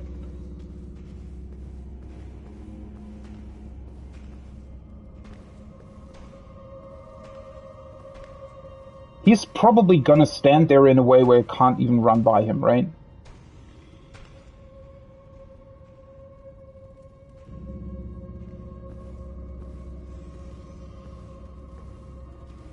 Is this what you're fucking meant to do? Now it just feels like this is what you're meant to do. He's not even turning around again.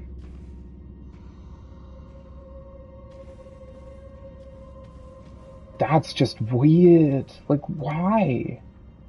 Is sneaking all of a sudden something sort of mandatory? Something that you're meant to do all the time? Because I do think sometimes that's what they want you to do. That was the same feeling that I had in Stormvale, where it was almost impossible to deal with those knights that had like a million different really difficult attacks to deal with all the time. And now you can just sneak by these guys as well.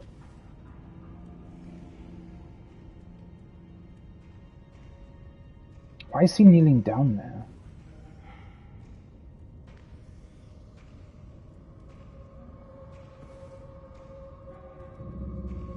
What are those weird sounds? The problem is, though, with sneaking is literally trial and error in this game, right? That's another... Of course. That's awful. Can you... Of course. Fucking hell. I wanted to stand up because I was still sneaking, and for some awkward reason, your character doesn't stand up automatically when you, like, start fighting. You always do this weird stab attack first, and then you can, like, fight normally again.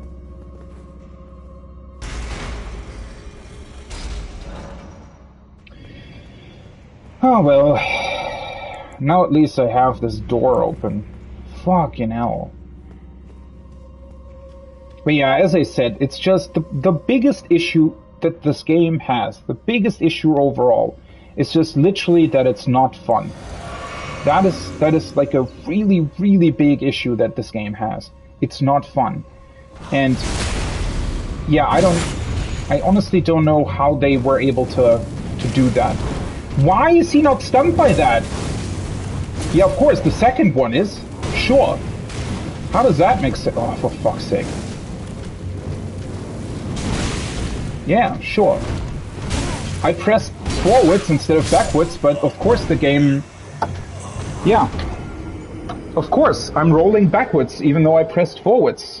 Sure, I think that's actually... Well, it's the second time that I died to that. The first time that happened was in Stormvale when I jumped backwards off the cliff even though I pressed forwards.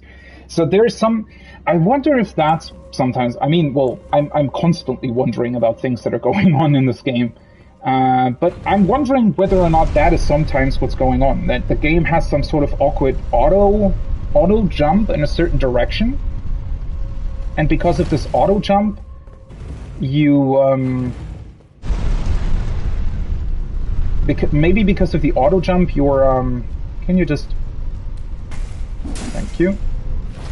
Maybe because of the auto jump, you sometimes don't hit enemies. I hate this fucking thing! Why? Why does the combo have this awkward moment at the end? And why didn't I hit both of them in this case? Everything is just trying to annoy me today, I swear. What the fuck is happening? There are so many, like, really, really awkward details about this game that just make it... unfun to play. Like, literally just unfun. It's not even that it's, you know, somewhat difficult or challenging, or it's just literally not fun. And it has absolutely nothing to do with challenge, and that's the worst part about it, right? I want a challenge. I want an enemy that, you know, it's just fun to fight and that you want to figure out, right? I literally want an enemy that takes me 2 hours to figure out their, you know, attack patterns and figure out what they do and how it works and what best to use against them. But the game just doesn't let you. The game is just awkward and unfun the whole time, without fail. And that is, yeah, I don't know. I mean, what the fuck is up with this whole part where you literally just have to sneak by them? Or rather, I mean, you don't even have to, but it's clearly the superior choice, so why wouldn't you do it, right?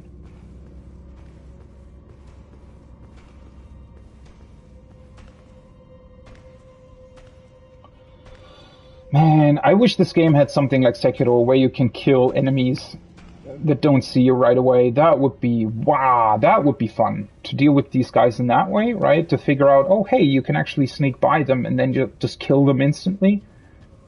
That would be fun.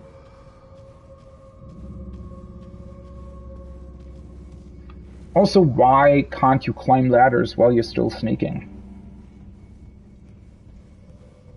Okay, I still need to grab the item up here. Also, I want my runes back.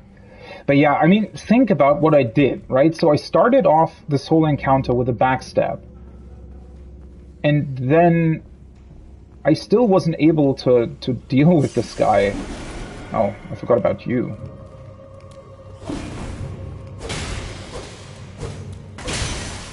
Why did those attacks not hit him?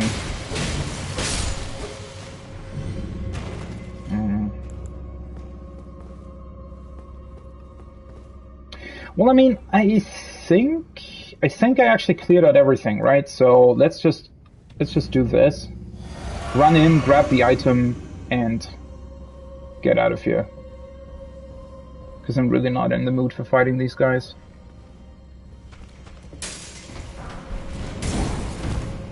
Page ashes? What is that? Is he jumping down here? Wait, he's not? Really? Is he confused by what he's supposed to do? I think he is. God, that is so weird.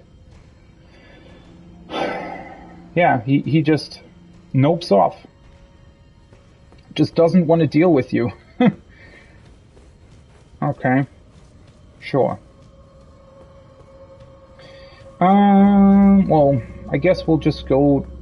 I swear, this boss is probably going to be easier than the rest of these catacombs, because I can just summon my spirit and then everything's gonna be alright. I guess, potentially, maybe, hopefully. Oh man, I don't know what it is. The main issue here is really, it's not fun fighting these enemies. It's just not fun. That's the main... That's a really, really big issue. And the reason why it's unfun to fight them is not because they're particularly challenging. It's because they can change up their timings in a very awkward way, right? So they literally do the same attacks, but suddenly with different timings, which just... I mean, it feels somewhat unfair, right? I feel like even though it's perfectly fine to give enemies patterns and attack patterns and just attacks in general that are very, very hard to figure out, right? And again, nothing against having a challenge that way, right? I have nothing against having attacks in there that are very, very hard to figure out, or even combos, you know, where you sort of have to know, okay, you know, when they're doing this, then they're doing 3 attacks in a row. That I'm completely fine with. The problem, what they did here is that they specifically have attacks that are essentially trial and error, right? So they're doing certain attacks and you dodge them and you think, okay, at least now I know when they're doing this, I can dodge this way, right? But then suddenly they're changing up their timing even though they're doing the exact same thing. So it just becomes trial and error, because at that point, well, as soon as you know that a certain attack can vary in its timing, obviously then you know maybe you have to wait a bit longer to dodge roll, or I don't really know. Yeah, something like that probably. But yeah, it makes the whole fight trial and error, right? It's suddenly not really. I really don't know how to put it. It's just not really fun, especially with normal enemies. It's just weird to me that you would put like how many 5 of these trolls in here, with an HP pool of like 2,500 or something. When my weapon, even in its powered up state, does something around like 100 damage or something. I don't know. That just. I mean, once again, where's the fun in that, right?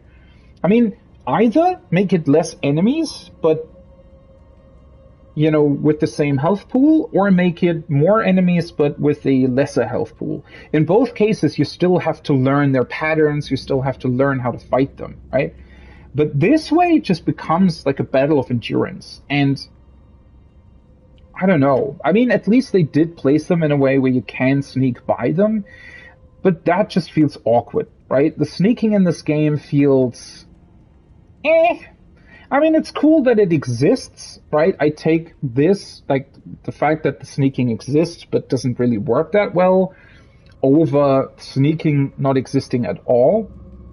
But coming from Sekiro, where it was pretty good and felt great, and also you're just... In Sekiro, you're faster while you're sneaking, right? The whole awkward part of standing up and going back into sneak mode works a lot better in Sekiro. The fact that you can literally one-shot enemies when you approach them while sneaking is great in Sekiro. It just overall feels... I mean, you feel like a proper assassin in that game. And compare that to here, where you sneak up on one of those trolls and you literally deal, I don't know, less than 20% of their health bar in damage, right? And then you're sitting there going, oh, great, now I have to fight it. I still have to fight it, right? And then sometimes I was throwing fire at him. Sometimes he would get staggered. Sometimes he wasn't. Yeah, and at the end of the day, you just say, fuck it, and sneak by them. Not because, you know, not because that's the more fun way to play, but because it's unfun to play the other way. Oh, man, I don't know. What the fuck is up with this game? What did they do to this game that it's this awkward? Is it just poorly balanced? Am I just underleveled?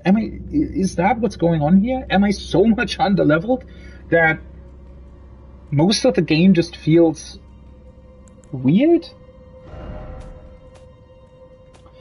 Ah, well. At least let's see what kind of ashes I got there. Is that a weapon skill, or is it something that I can summon? Wait, where the...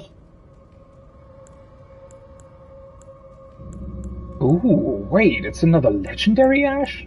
What the hell? Another banished knight, Engval. One of the 2 knights dubbed the Wings of the Storm, so that's okay. It's the other one.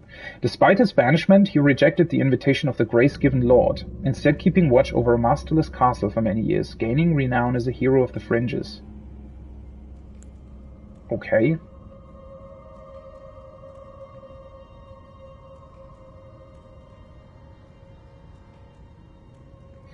I have a feeling these two are connected to a couple of things that we've already read at certain places, but I'm not entirely sure about it, to be honest. Also, why is he just +1? I thought that... Should I upgrade him? Can I upgrade him? I think I can. Since I do have... Ah, for fuck's sake. That's another weird thing. Okay. Let's quickly go to the round table and upgrade those ashes. Yeah, I'm sorry that I'm harping on about the whole, like, thing, but to be honest, at this point, this game is really... It has so much good going for it, right? It has so much potential. Oh, your divinity have mercy and grant me forgiveness. The road What? is yet long, but God is not easily felled. But one day, without fail, you will have your wish. So please grant me forgiveness, Queen Marika. Okay. What's going on with him?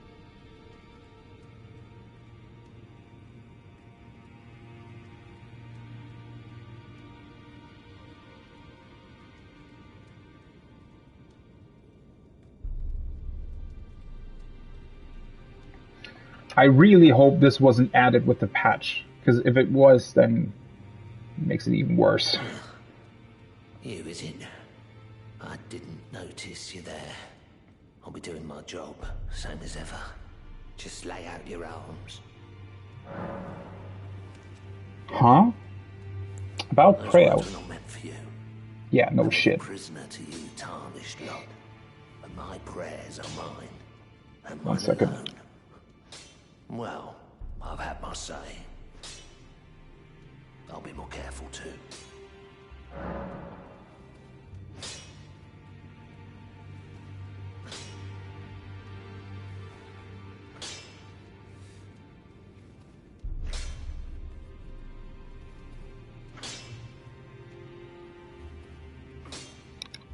Okay, sorry about that. Okay, so what was up with that?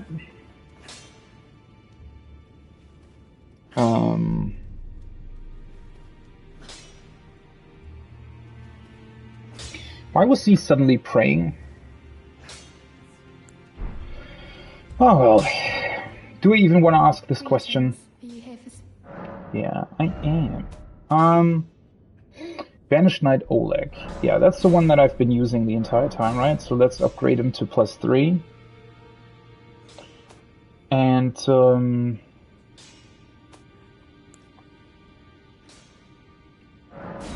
guess let's upgrade this guy too. I mean, I don't know how often I'm gonna use the other ones, to be honest, at this point. Oh, Page Ashes. Wait, did they have the other legendary ashes already? The Spirit of a Page. Spirit of a Page who traveled at the side of the noble he served. Uses a piercing sword and crossbow to defend his master. One becomes a page merely by accident of being born into obscurity. Nothing is asked of ability, talent, or volition. Okay. Also, why do we even have so many of these spirits? I honestly at this point I don't even really get what that's about. Because I mean, clearly a couple of these are better than other ones, right? Well, I guess you can use spirits that might not take that much FP if you want to use them more as a tank rather than something that actually attacks, but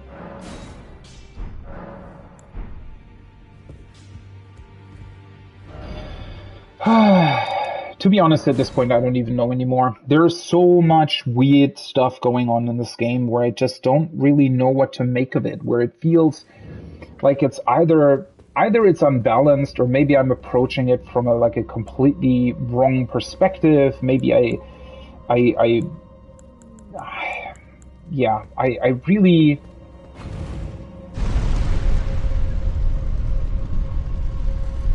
At this point, I just feel somewhat, I don't know, confused and disappointed, I guess? Okay, let's see if I can just run through. Of course not. Why would the game just... Are you serious? Are these guys specifically designed so that you can't run by them? Is that what's happening here?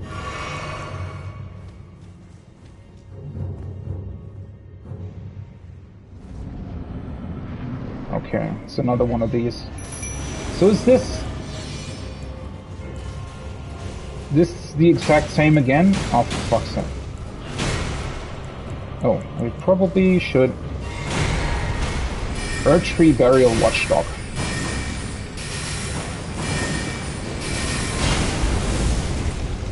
How the fuck did I... Oh no, it's slightly different, it's magical.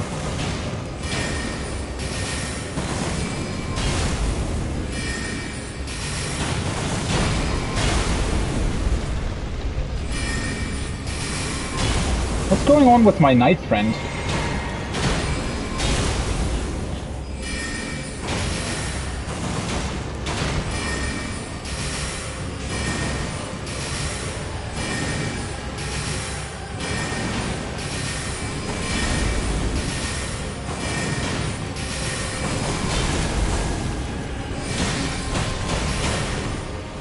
Whoa.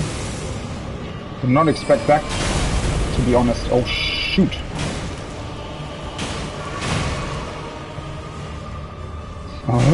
What was that? Was it confused for a second? It ran in a circle. Caden Sellsword ashes. Even more ashes. What is up with that? Well... Yeah, I mean, what a weird thing, right? I mean, obviously, this, well, would he really have been more difficult without the summon? I mean, I would have had to fight him in melee range, I guess, rather than from a distance, but, I mean, I pretty much evaded its attacks anyway, right? He was constantly attacking me, so, yeah, I don't know. Also, I mean, this is like, what, the 4th time that we fought this boss now? I think. I mean, they're always slightly different, right? This one was using magic, although it could still spew fire. But, yeah, other than that, they were still pretty much the exact same enemy. And it's only to get, like, more ashes at this point. Why do they have so many? Kaiden, or Kaiden? Of a Kaiden sellsword. Oh, that's those, I don't know, more Viking-looking enemies?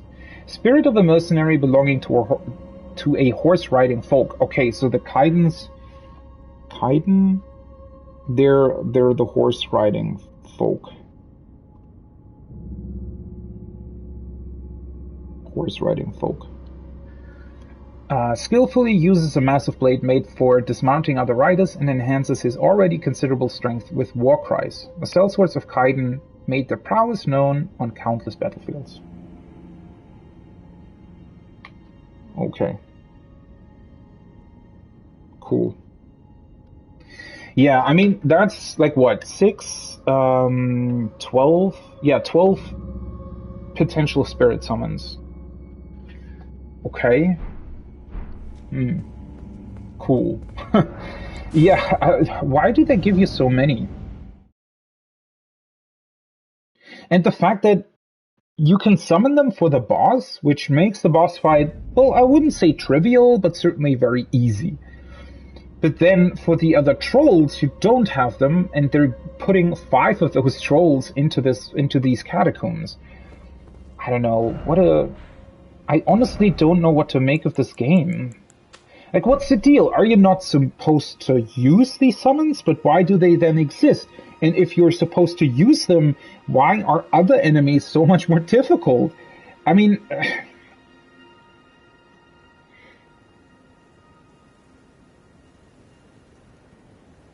Like, to be completely honest, in terms of attack patterns and variations, these burial watchdogs, I would say, are easier to deal with than those trolls.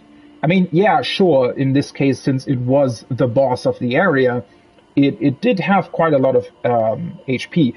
And weirdly enough, I felt somewhat underleveled. I mean, sure, I was using magic against some being that was also capable of using magic, so maybe some sort of resistance worked out, against me. I don't really know, but, for the most part, I mean, what exactly is the deal there? Why?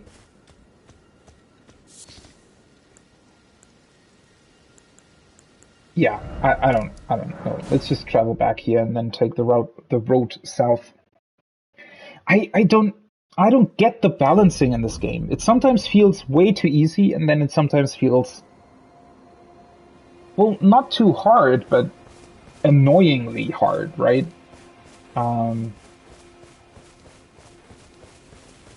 What's up with that?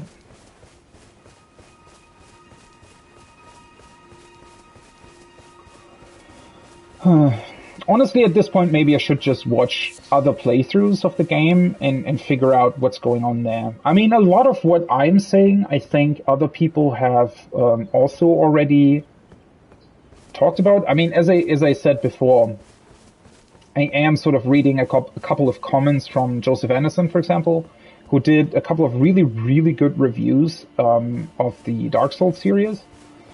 And I pretty much fully agree with everything that he says. He also talks a lot about, you know, problems in terms of the balancing of the game, and that it feels like sometimes spirit summons are, you know, not really even, like the game isn't really balanced around them at all. And yeah. So there's just a bunch of stuff that at the end of the day, I'm just kind of confused about. I'm really confused about what do they want you to do, what's actually happening here.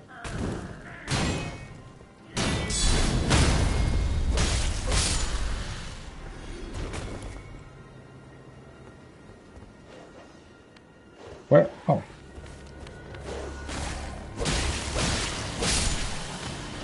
And then you get out of the catacombs, right? And everything that you fight here is suddenly like easy mode.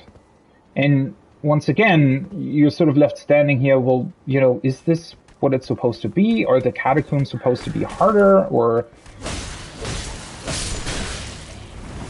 Oh, shit. And what's up with that, right? Shouldn't a guard counter, like, 100% stun them or something? How can he hit me out of my guard counter, even though he's only using the small dagger?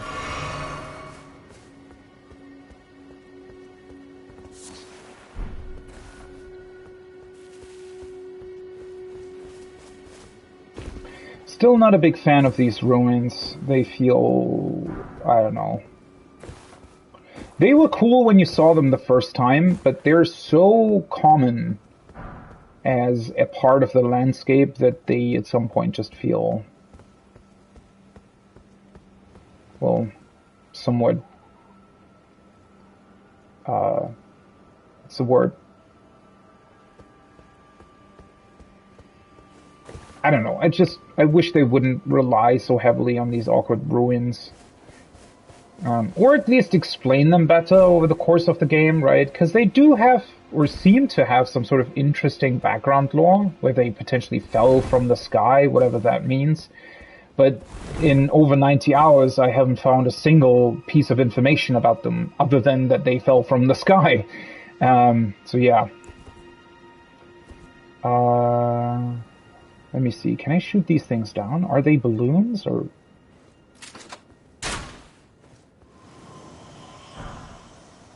Oh. Well, that's cool.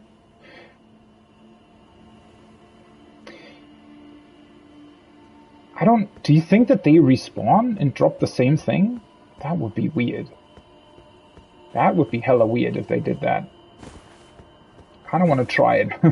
But let's figure everything out here first. If they drop a golden rune 6 every time you kill it, or you destroy it,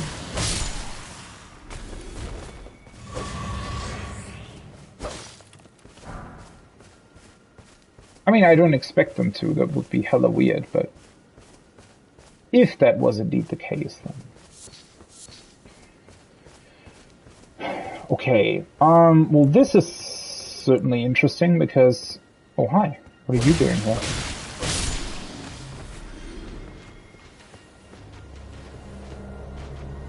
Yeah, these enemies seem somewhat complicated to deal with, to be honest.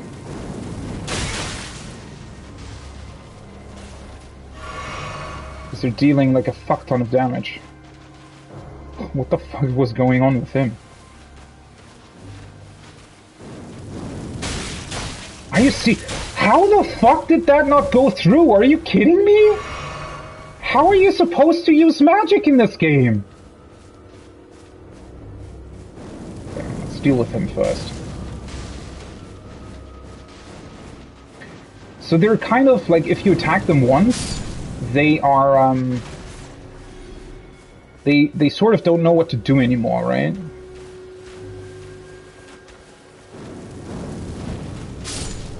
Okay.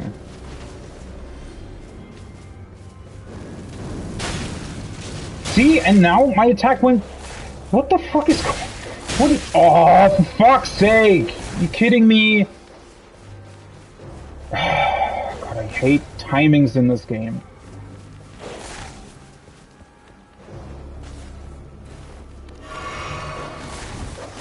How did that not hit me? But yeah, did you see that? Like, why did my attack go through, or not go through the first time, but then went through the second time?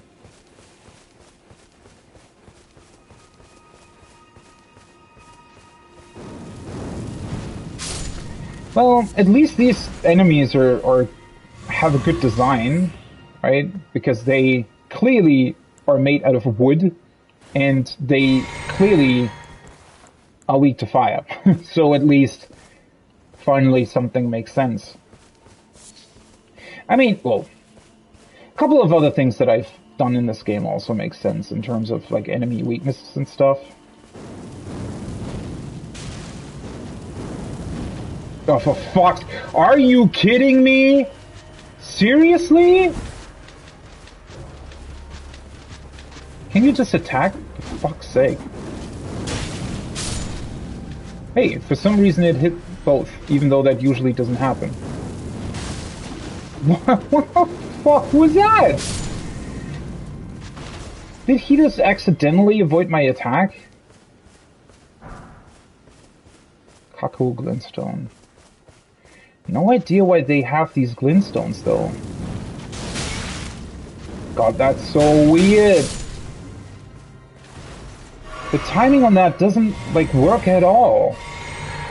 It is so incredibly inconsistent whether or not I'm hit by that or not.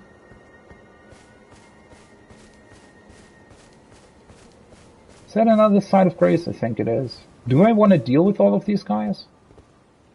I mean, they don't drop anything, so...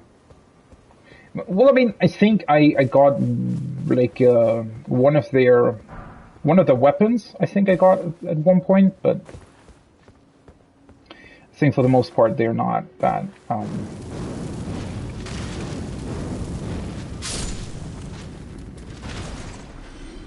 they don't necessarily drop anything too good or...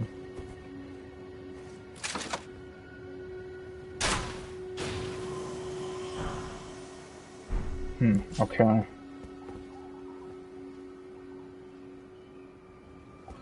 Why are there... What's up with you? Why are there so many dogs just hiding in some bushes here?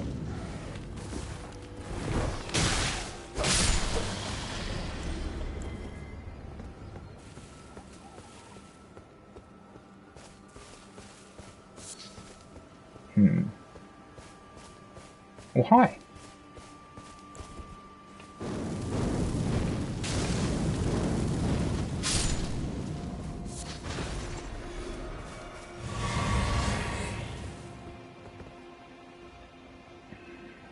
Although, now that I think about it, do you think that maybe there are, in fact, a lot of, like, things that enemies are potentially weak to, and you just need to discover them as well? Because, well, clearly these guys take quite a bit of damage from fire. And, you know, undead enemies, like those skeletons that can revive themselves once, or rather, that you have to kill while they're being revived, they're very, very weak to holy attacks. And holy attacks literally deal, I don't know, 4 times the damage compared to normal attacks on them. So I wonder if maybe there is something more to this.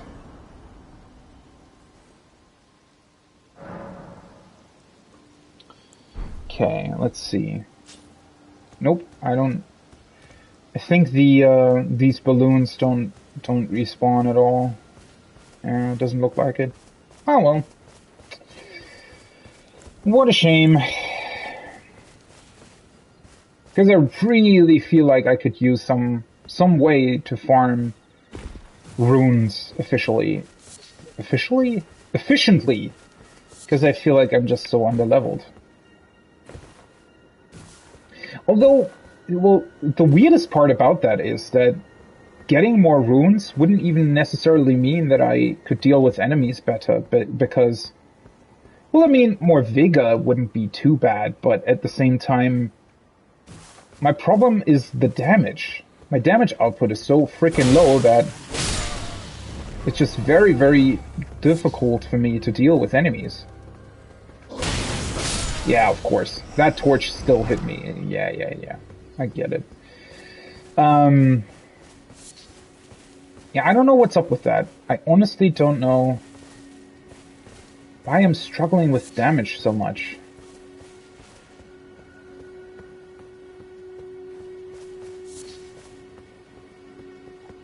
Oh, for fuck's sake, can you... What is... What the hell?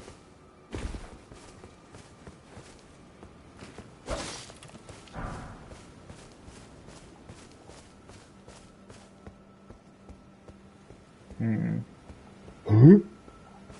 Did you see what just happened to that chain he's dragging behind him?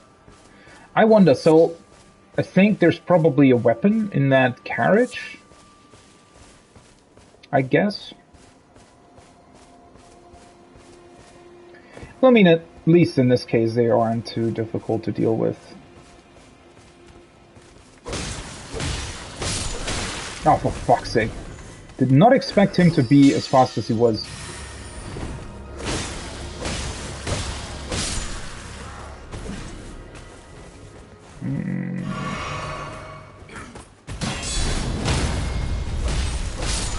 At least guard counters seemingly work against them very well.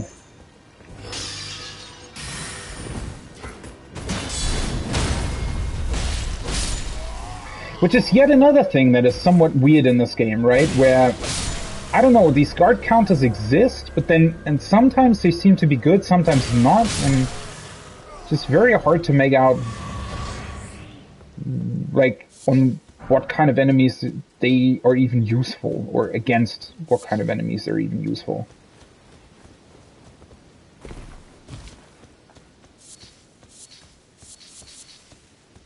Whoa. Is this an awkward place for sunflowers? Wouldn't they be shaded most of the time? Oops. Yeah, I think it's literally just this troll down here that we're still missing. Is it just that one thing?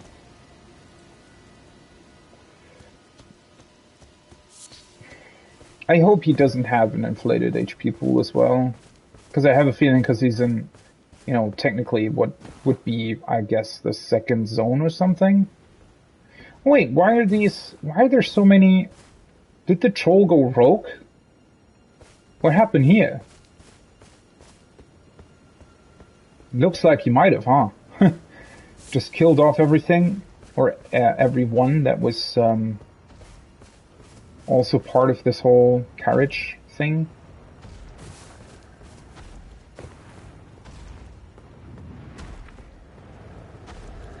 Of course he noticed me beforehand. Can you... For fuck's sake! There was 3 missed attacks for whatever reason.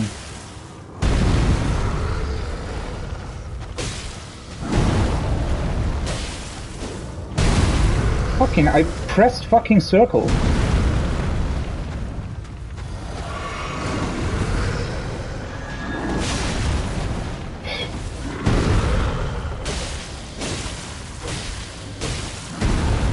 See, now it worked. I pressed circle at the exact same time.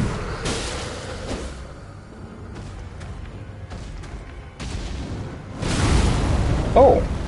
So for whatever reason he just decided he's going to jump on the spot instead of doing his normal animation. Good to know. Why did that not hit him? Why did that hit me?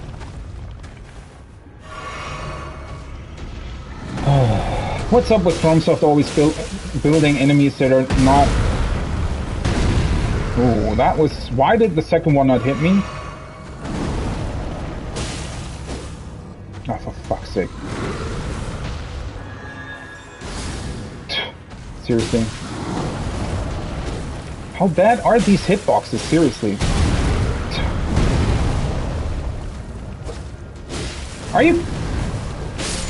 He should have been dead right there. There was at least, I don't know, 5, 6, maybe even 8 attacks or something that should have hit him but didn't.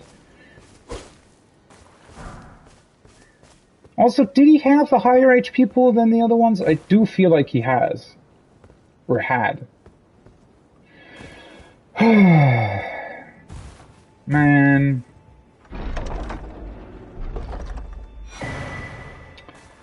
Tree spear.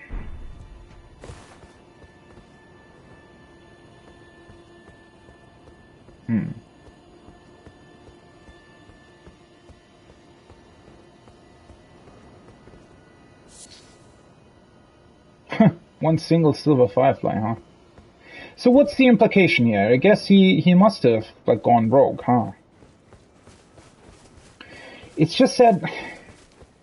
Logically, this doesn't even make sense anymore. Why would the Academy soldiers have this carriage here? Wouldn't this be... Especially... No, wait. I guess the way it's turned around...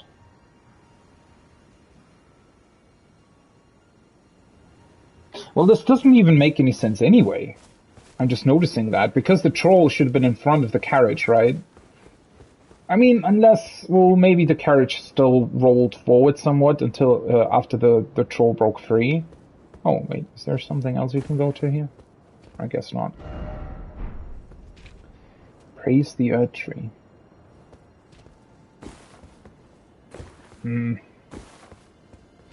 But it does make you kind of wonder, like, what's the exact purpose here? Why would this carriage look exactly the same as the ones in Limgrave, but have other soldiers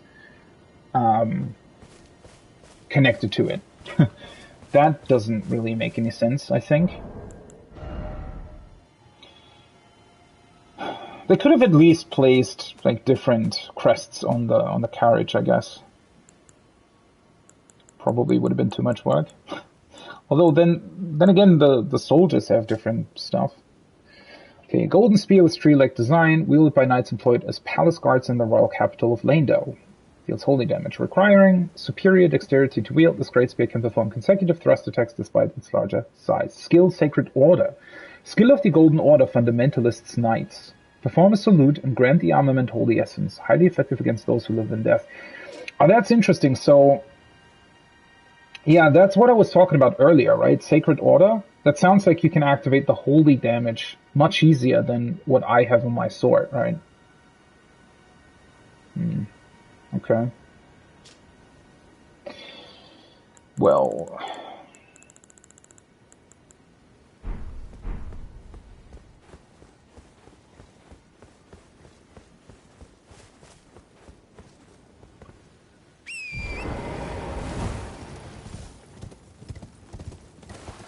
wait a second. So that does mean I've dealt with everything here, sort of up until this side of Grace, right? Although, now that I'm looking at it properly, I think I can't even go up here, right? This is like a, sort of a bigger, a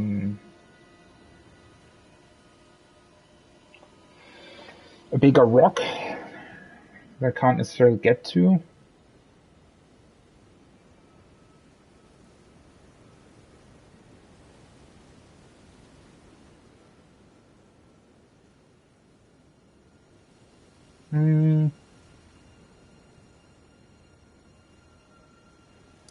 Should I just try out what this teleporter does, by the way? I mean, why not, right? Let's just see where it goes. At least that, you know, that way I know where it leads. Although I probably don't want to be wherever it leads, but yeah. Let's just talk to him real quick. What even are you? Oh, he's just sort of awkwardly hunched over. The puppets besiege us. Well, thanks, Captain Obvious.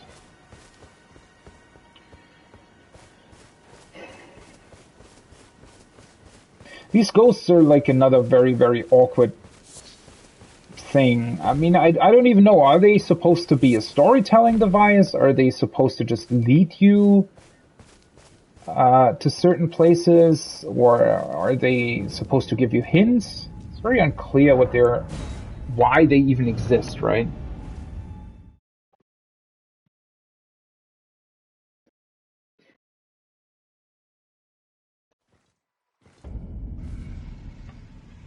Ah, okay.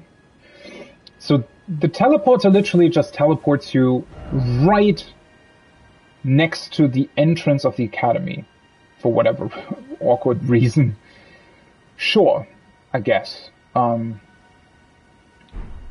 Makes the whole journey a lot less interesting, but okay. Oh, this looks rather cool though, right? And also they just give you a site of grace right here. Weird. But yeah, this looks very cool. So there must have been at some point, I guess this must have been an entire city, right?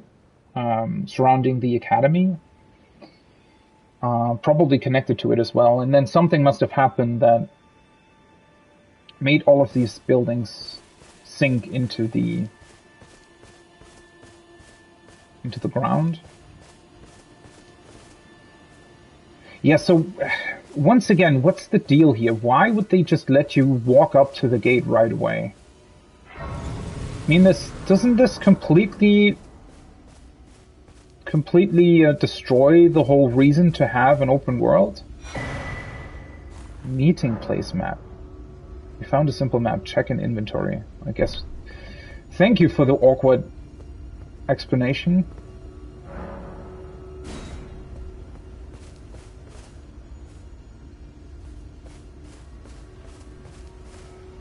Yeah, I mean, I don't know what's up with that, right? Why have these awkward teleporters everywhere?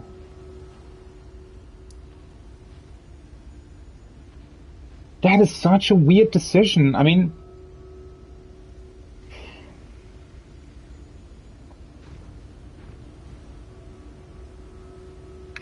I honestly just don't know what to make of it. I mean, it doesn't necessarily hurt the game in any way, but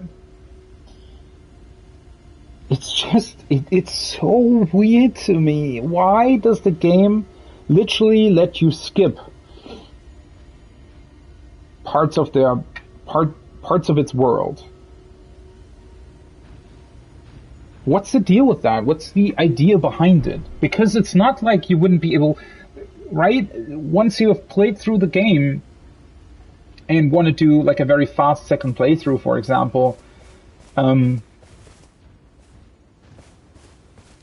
wouldn't you be able to do that anyways? I mean, it's not like it's particularly hard to get around the game world. You literally have a horse that can ride fairly quickly. So why would you... Yeah, why? I honestly don't get it. Do I want to just... I could just take or try and take this path all the way to the map icon and grab the map.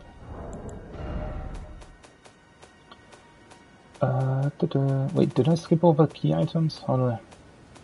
Oh. What is this?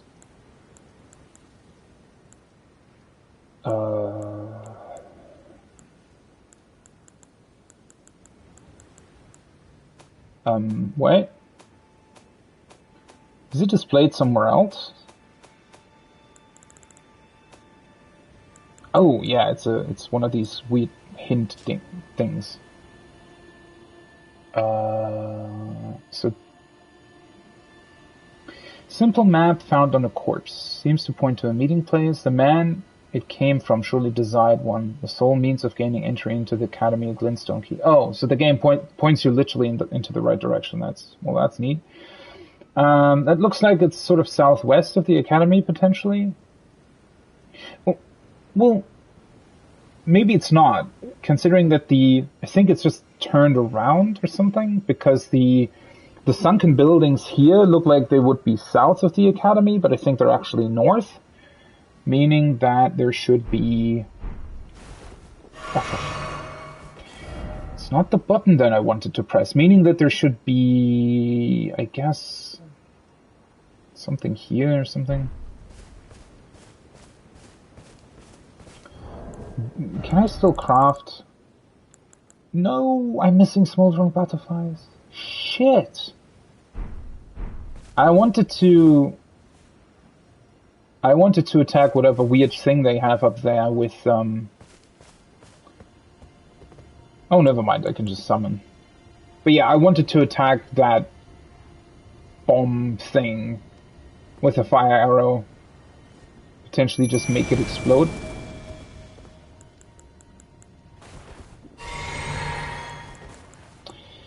That might have been very funny.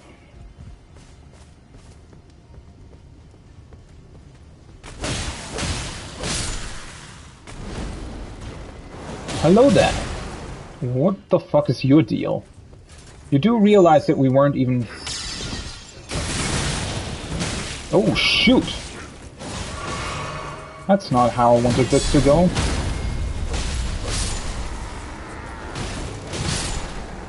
Holy frickin' hell. He's just... Yeah, these summons are quite something. Wait, the thing can... Okay.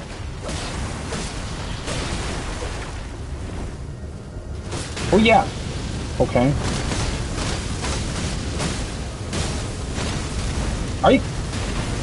Are you fucking kidding me? Okay. Well, that's certainly not necessarily what I expected. How is he not dying? Are you... Oh, for fuck's sake! What the fuck is up with this weird thing?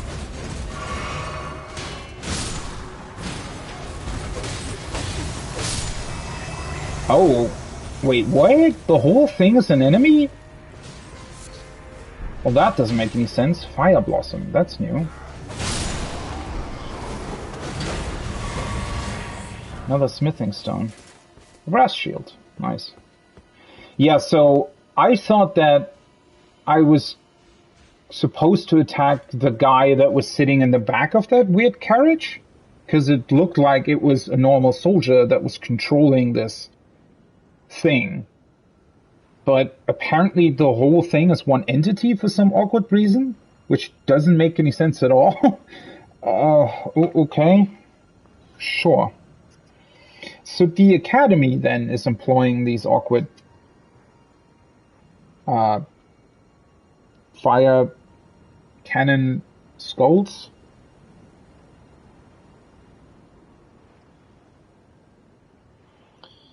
Academy is using fire cannon skulls. But yeah, I mean, does that make sense?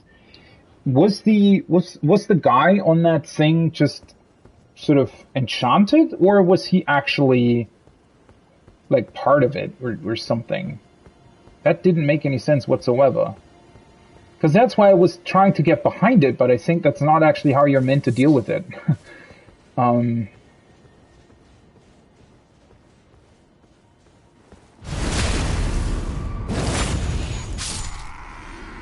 Well, bye-bye, I guess. Oh shit, do I want to take a look around? Are there...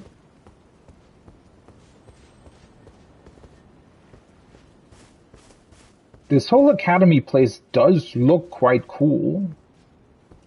Ah, for fuck's sake, I fucking hate it! Why? Why would you design spirits this way?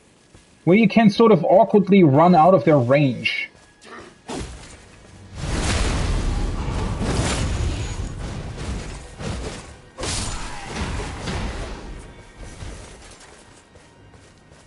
That's why I hate, if the spirit summon is still there, it sort of awkwardly, you know, you kind of don't want to explore your surroundings while you have a spirit summoned, because not only can they just vanish if you happen to run into a place where you're not under the influence of the summon stone thing, whatever the fuck they're called anymore. But also their AI can just straight up bug out, and you know, they just get they just vanish as well if their AI gets stuck somewhere.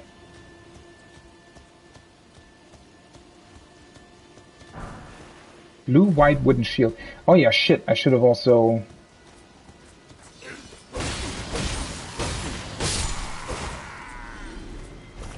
Don't worry about it, it's already dead. I should have also looked at the other thing that I got, right? What was it? These things. Faded earthly flower, fire blossom. A half-ashen and smoldering flower that blooms on the mountaintops of the giants. Mountaintops of the giants? Where the hell is that supposed to be?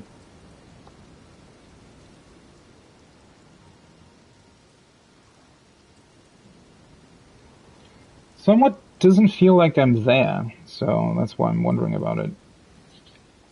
Fertilized by the sparks from the forge at the peak, where burns the flame of ruin. Aha! Well, that's at the peak. I wonder if that's sort of the last area behind the Earth Tree, right? This huge mountain that you can see behind the Earth Tree. I wonder if that's what they're talking about here. So at the peak, the flame of ruin burns. So this particular flame of ruin is the thing that I've been speculating about the whole time. This fire that apparently burns eternally, in a way. Seems to be the case, right? So that's certainly another very interesting piece of information that is new at this point.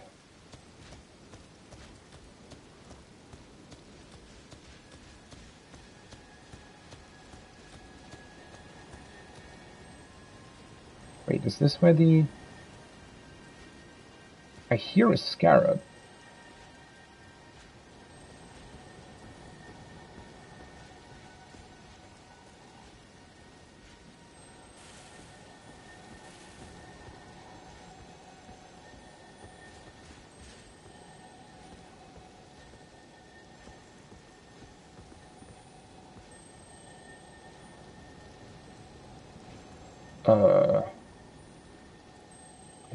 I guess the scarab must be below.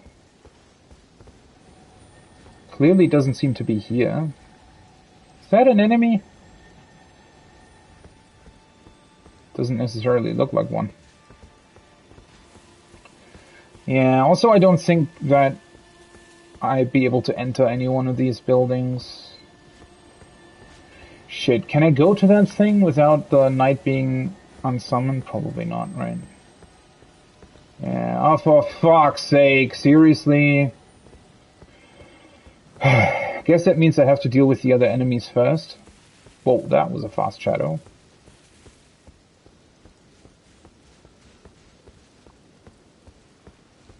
So this cathedral, though, I guess... Yeah, these places can't... Like, I can't go into them, I think.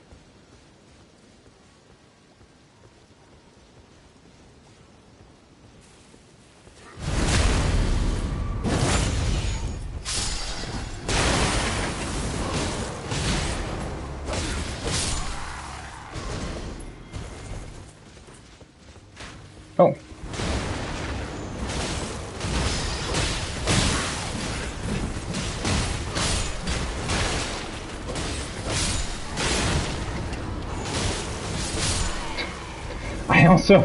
I like how the knight is just Raya Lucarian gauntlets. Oh, nice.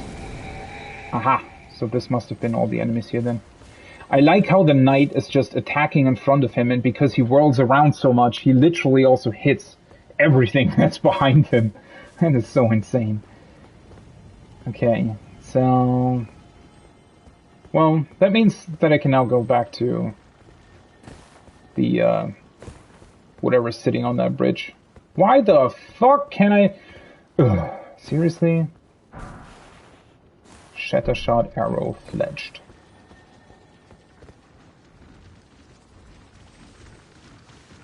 Oh, hello. Did you see me? Well, you look at least different to the other crabs, so, you know, at least that's somewhat of a hint at, oh, hey, by the way, oh, that's where it is. That's why you hear it so loudly, because it's literally sitting on the roof. Okay. Or not the roof, but below the bridge? I don't know, what would you call that? But yeah, with this crab, at least it's, you know, visually telling you, oh, hey, this enemy is going to be tougher than the other ones that you faced so far. Compared to every other moment where, you know, enemies just suddenly had higher HP pools.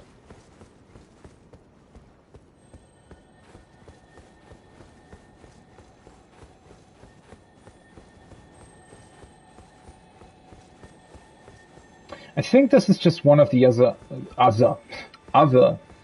NPCs. Yeah, that's like the thing that we found on that other bridge. Please, I can read them. Your fingers, please, your fingers. Oh, bless you.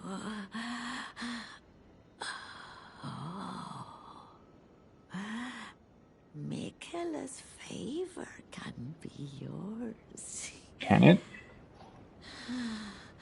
Slaughter. Slaughter. Slaughter.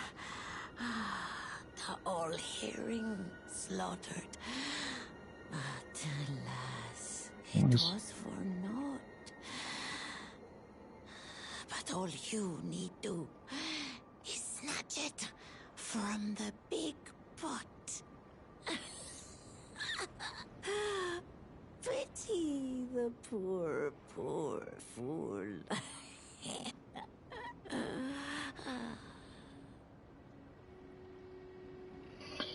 Okay, so we need to snatch something from the big pot, apparently, in order to get Michaela's favor. The fuck is that about? I think she just says the same thing again, right? Yeah. Okay, so what are they about? So these maidens, or whatever they are, they just randomly exist throughout the land to give you hints, I guess? But they do absolutely nothing else. They're just here, they give you a hint, and then that's it, I guess. Cool. How incredibly innovative.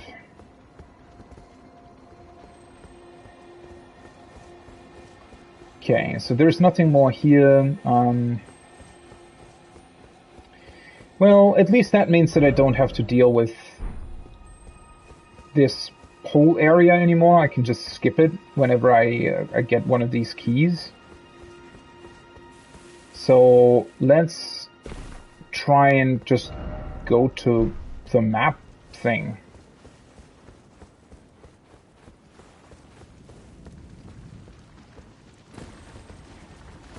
See, am I still missing another item? I don't think I am. Wait, the spirit summoning thing is here? Weird. Has a pretty big radius then, doesn't it? Also, why are there so many bricks down here? How does that work?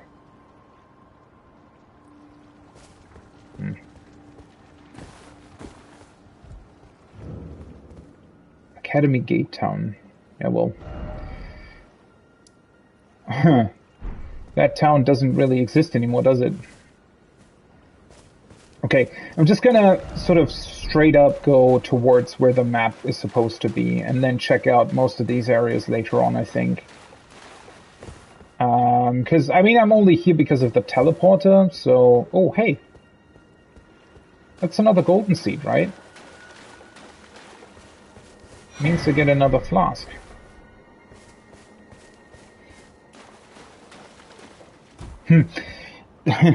The positions of these golden seeds are also really interesting. I feel like on like a second playthrough, so if I were to I don't know, just mark a couple of places on my map where you can find these golden seeds. I think because it's an open world game, you can literally just go to these places and very, very quickly just well, grab all the golden seeds first. I mean, not all of them, but certainly most of them. What's up with them? What are they?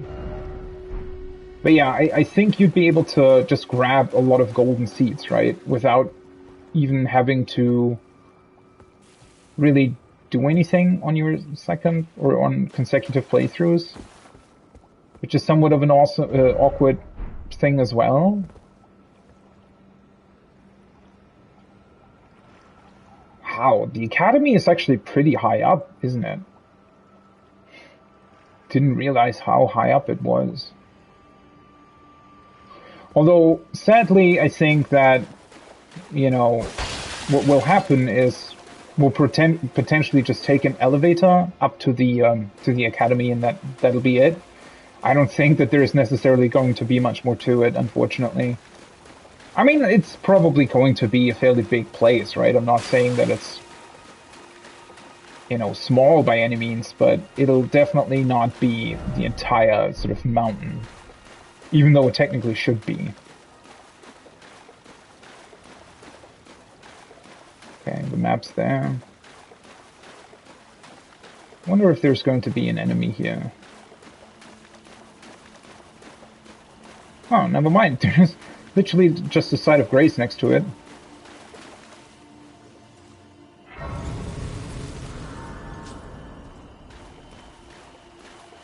God, I wish that this town would actually exist, right? Even if it wouldn't necessarily be your typical RPG town with actual, you know, people to talk to and whatnot, but, I mean, you know, thinking back to Sekiro, I mean, in Sekiro, even though things are somewhat destroyed, it's still an actual functional castle. It's just that you're invading and therefore everything's still trying to kill you, right? But I don't know. Why does everything always have to be completely destroyed? Can't it just be, you know, still functional? Ooh, okay, okay. That is interesting. So there's more to the west then, I guess. I did not expect that, to be honest. But it looks like it, right? I mean, there has to be like another map, potentially.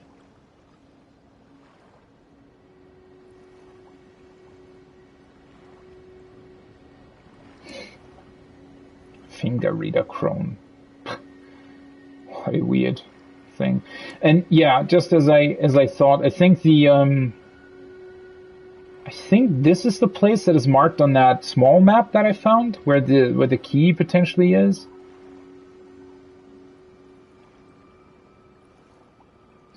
Well, now I wonder what's like to the left here. The fact that there's more to it, very, very interesting.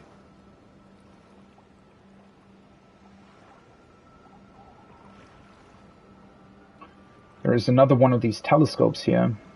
I wonder if I should maybe... Let's just... I mean, just judging by the map, there isn't actually that much. I mean, obviously I have to look through this gate town. I have a feeling there's going to be a couple of things in here. But apart from that, it's... This whole sort of swamp area seems to be somewhat... Well, not necessarily empty, but it seems to be a fairly, you know, big open place with not that much in it.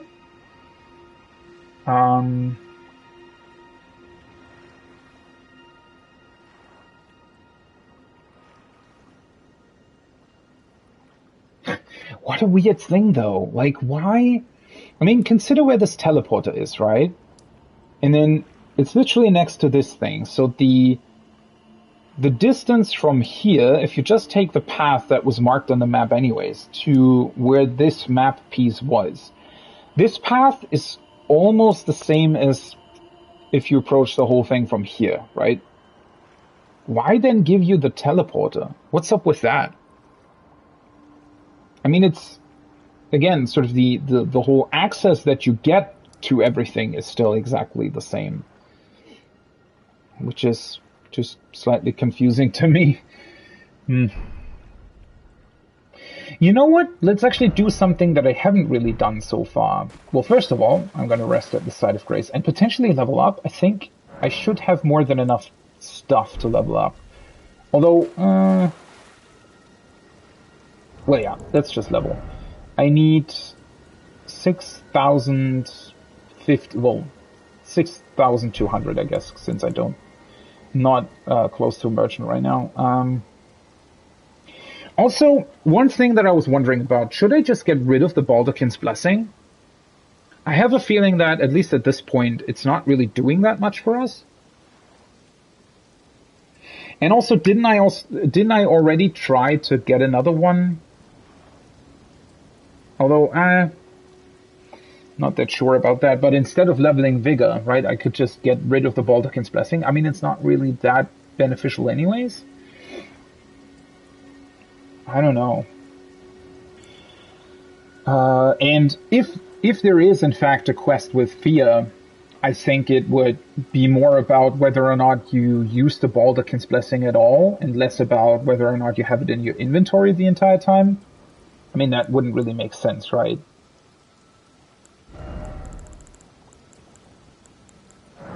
What are these? I think like 2,000 or something? Yeah. Okay.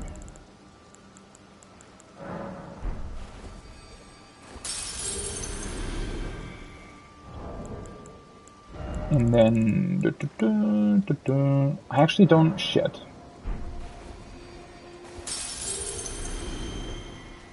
I have less of these runes than I thought. But still, I mean, it works out. Also, I still need to actually exchange... I think I need to use 3, right? I need to still exchange the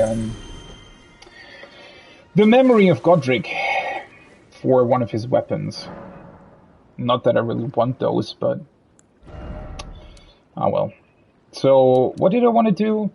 Oh, I completely forgot that I leveled mine to 21, so I could actually use the other legendary ash as well.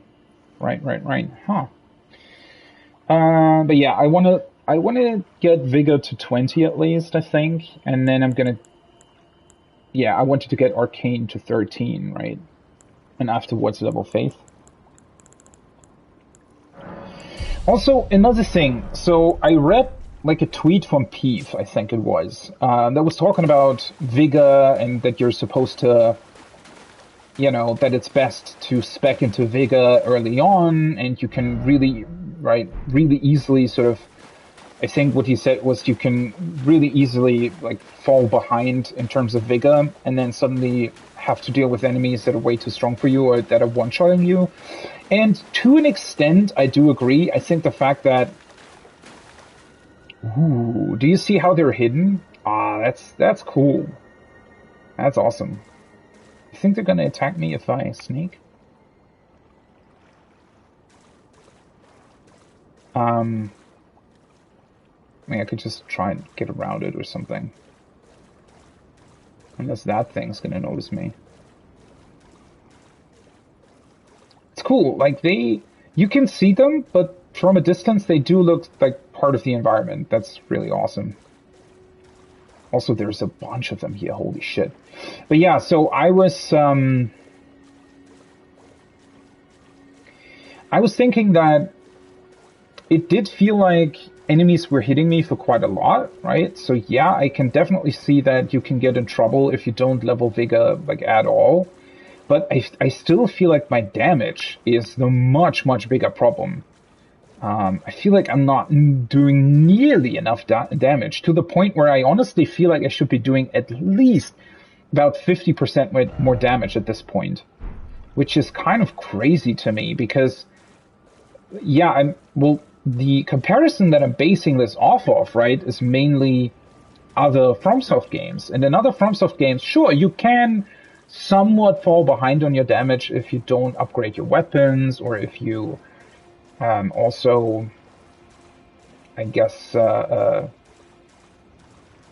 sort of miss some level upgrades or something. But overall, I always felt like your damage was never really that big of a problem in other FromSoft games. At least not to the degree that it seems to be here, because as I said, I literally feel like I'm doing only about maybe between something like 60 to 70% of the damage that I should be dealing at this point in the game. And I don't know why.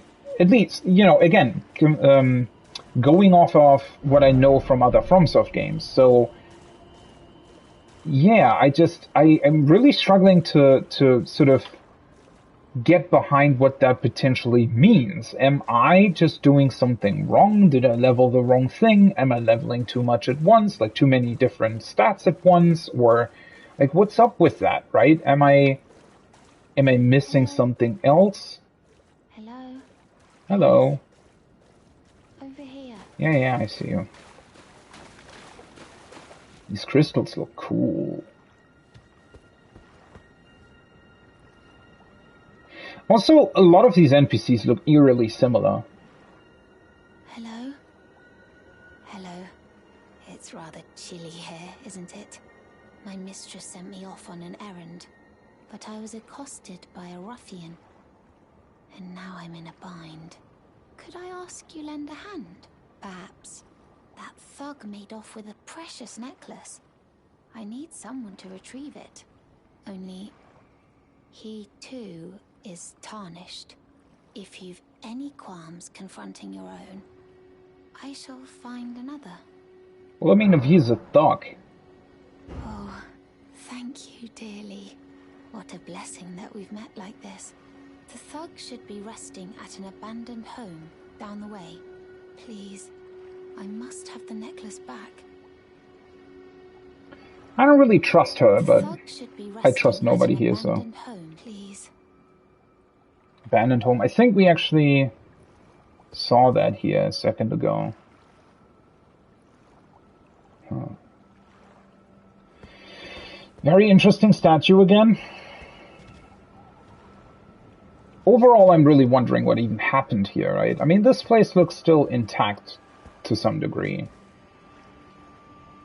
Whereas a lot of the other buildings seem to have sunken into the ground. Abandoned building down the way. Yeah, I think that I already saw it. Also, this is yet another thing, right? Why do these weird bird's eye things even exist? I mean, it's kind of neat and cool that they do.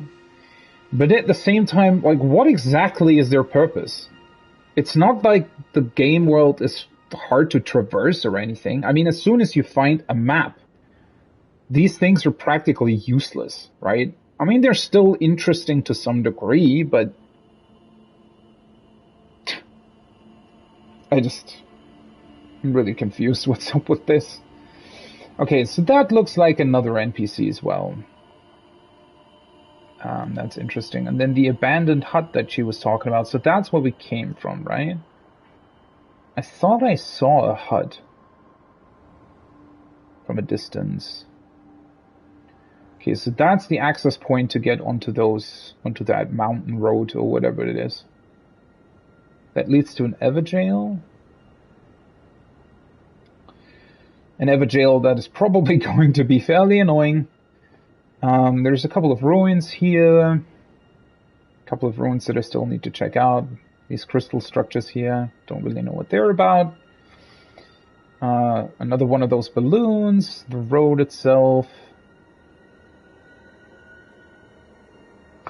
Yeah, I guess once again, these things are just kind of confusing to me. I mean, the whole world, well, you'd think that an open world, at least to some degree, wants you to be surprised by what it has to offer, but Elden Ring just shows you everything pretty early on, right? Without really any regret or whatever.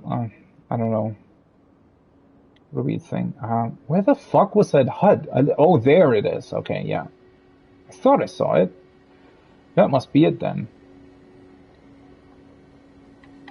Also, interestingly enough, it seems like you can't even really do anything while you're in this bird's eye view.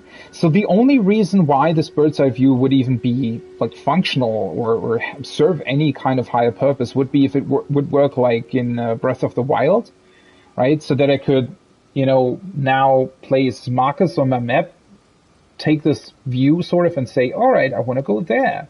Bloop, put a marker on it, right? I want to go there. Bloop, put a marker on it. And then through that, you have like 5 points of interest or something that you can then go to and look at what exists at those specific points. But that's seemingly not really how it works for some awkward reason. What is that? The fuck is that? Oh, that's a dude on a horse. Ha! I was like really confused by it. I thought that was like one of those weird grafted spiders or something. But nope. I mean, I think it is. I think it's one of the same sort of people, but I think it's also, yeah, he's just on a horse, and that's it.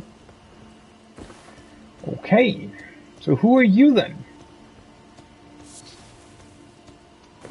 Ah, hello. Long time no see. Oh, well, it's been a long while. What are you doing It's me, here? Patches the Untethered. I'm still in business, if you can believe it. Now I'm my only supplier, so I haven't got much. But everything here is top-notch. Patches Emporium, now open in Raya Lucaria. Okay, By the Speaking way, of- have you met that girl Raya? She's a Raya. strange one, but I believe she was in Okay, so need of Raya. Not that it's any of my business, but if she rings your bell, why not lend her an ear?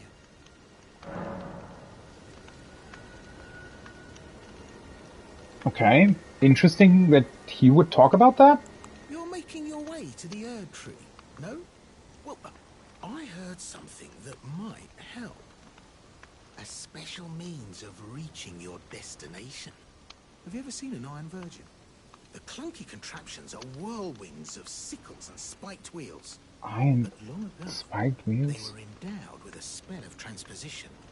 And get this, a surviving virgin sits at the bottom of the big water wheel in the Academy of Raya Lucaria. Its transpositional powers fully intact. So right, if you get caught in it on purpose, it'll chuck you out straight at the base of the Erd Tree. Or so I'm told. Huh? So you can get transported to the Erd Tree right away if you just get down to the bottom of Raya Lucaria? Cool. Yeah, great story, isn't it? I'll tell you as many times as you like.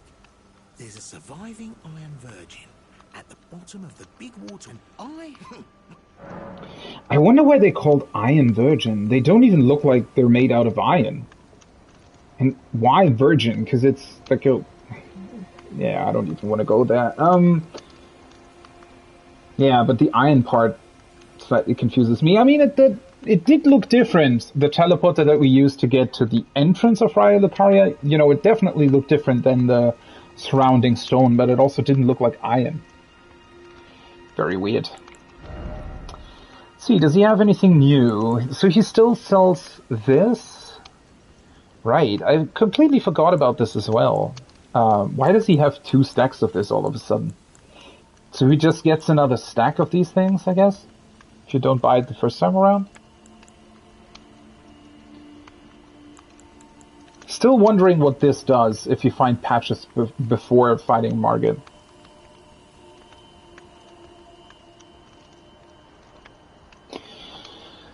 Huh. Well...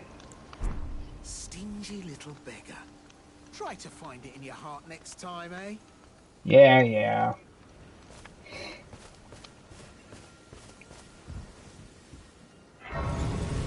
Ah, there's another one of those silver trees as well. Huh. That's weird. This one looks like it's pointing to that one, and this one as well. Why isn't this one pointing towards that one? Isn't that how it worked before? They're always pointing to the next one? Strange. Ria the Scout. Also now, she didn't even mention her name, right? But the fact that now they're on the map, suddenly you know their names, even though they don't mention them? Huh. Scenic Isle. What a cute name.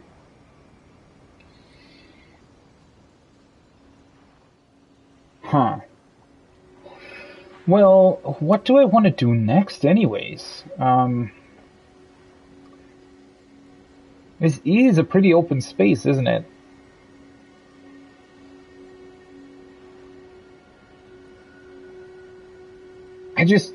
I can't get over the fact that the game is constantly pointing you so vividly, like in a specific direction, to the point where even Patches is telling you about like a big teleporter that practically takes you to the end game area, right? Or to the Erdtree itself for some reason. Why? I mean, what is up with that? Why is the game doing that? Why is the game constantly pointing you in directions you're not really meant to be at yet?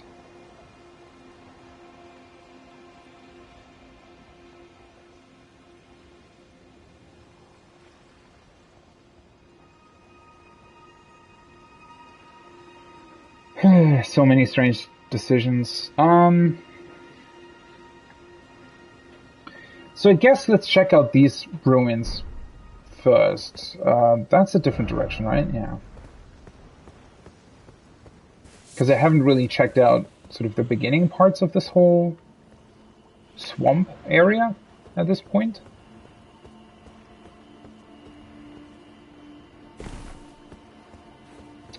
So I just want to make sure to clear out everything, right, and find everything before I continue. Although I have a feeling, since this space is really, really open, but at the same time, you know, it's actually quite, well, not difficult, but you do need to be somewhat aware of your surroundings, right?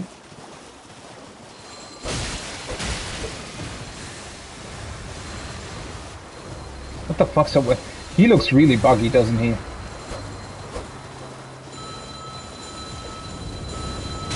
Oh, of course. It's always great getting stuck on something. For fuck's sake.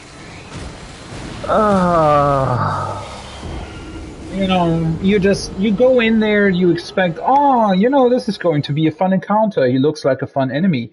What happens? Your horse gets stuck on... I wasn't even stuck on the tree thing that I found there. I was literally stuck on the fucking, like, one tiny... I was stuck on one tiny branch. And then, of course, his fucking things hit me. Also, yeah, he looked very, very strange. His whole animation or whatever it was looked very strange. Where the fuck is he anyways? Oh, there he is. Wait, what's this? Okay, so there's something on this island as well.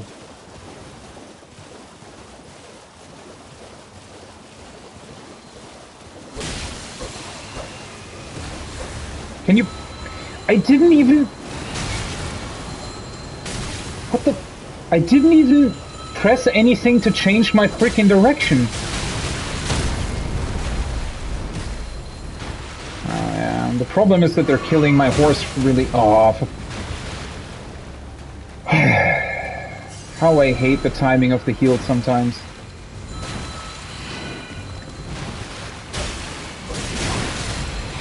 Fucking hell.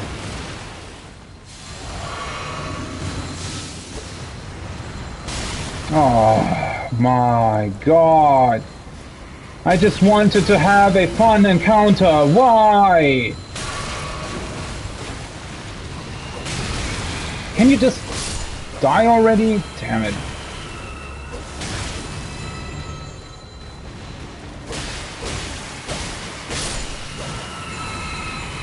Yeah, I mean, don't you think that these should die in like 3 hits?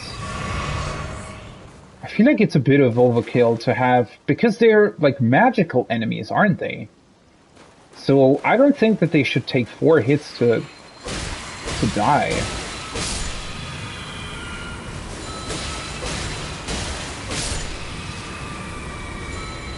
It's interesting though that their attacks can fly sort of upward. That looked interesting. Great Violet.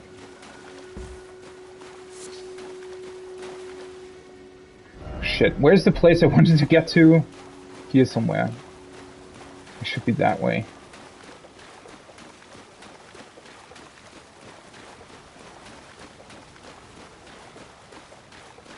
Wait, is it? Oh, that way.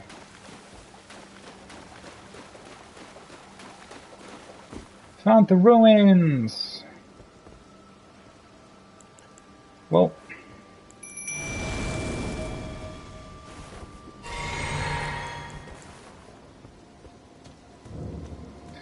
Laskia ruins. Do I want to check out down there first, or do I want to check out the ruins first? Well, I mean, since I'm already here, unless the spirit, unless he's unsummoned, but I don't think he is. Is there going to be a boss enemy here?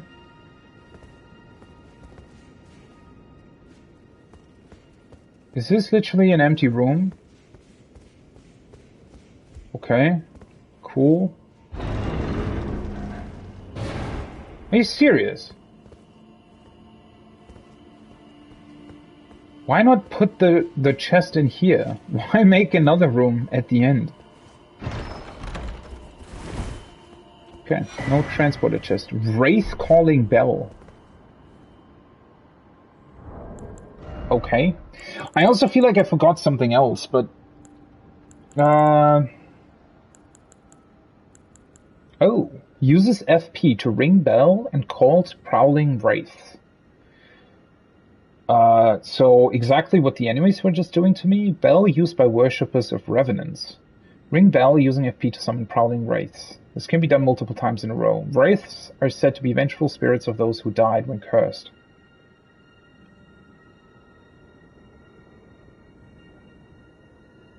Okay.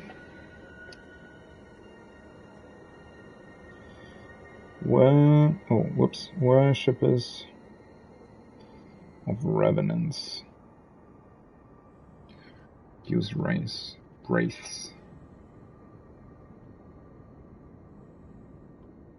Vengeful spirits. Spirits of cursed individuals.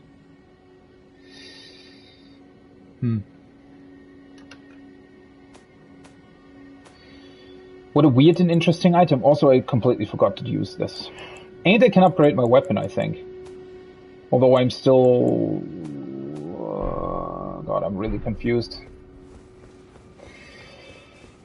I honestly feel like I might have sort of nerfed myself accidentally because I'm using a weapon that is, like, very... Wait, did you just teleport behind me? It feels like I'm using a weapon that's just by itself not dealing that much damage. At least, again, that's what it feels like. I don't necessarily think that's what it is. I don't necessarily think that using another weapon would potentially, you know, be better.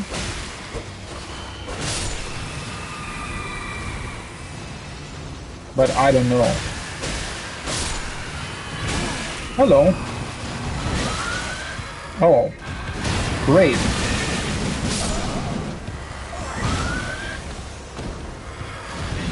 Great. Cool. Fun. An enemy that can teleport and literally hits you with, like, what, 8 hits in a row?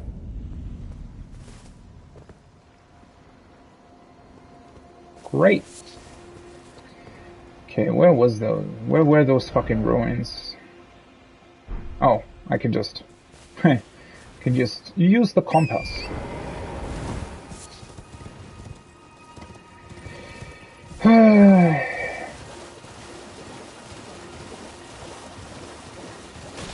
What a weird enemy. I mean, the biggest problem is that most of the time you're really just not prepared for things like this, right? You go there. I mean, I don't know what I expected, but clearly not necessarily something like this.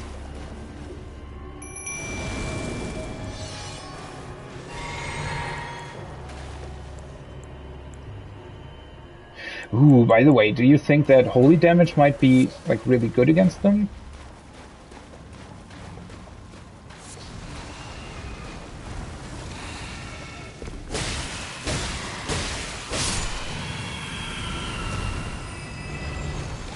Are they just respawning as long as the big thing is here? Guess they might be, huh?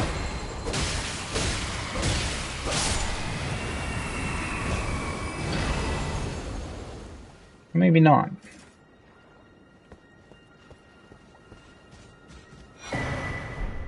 A ritual pot. Oh, that's what we were missing in order to even utilize those other pots, right? That I still haven't really, or wasn't really able to get to. Okay. Well, at least they do seem to be somewhat weak to that.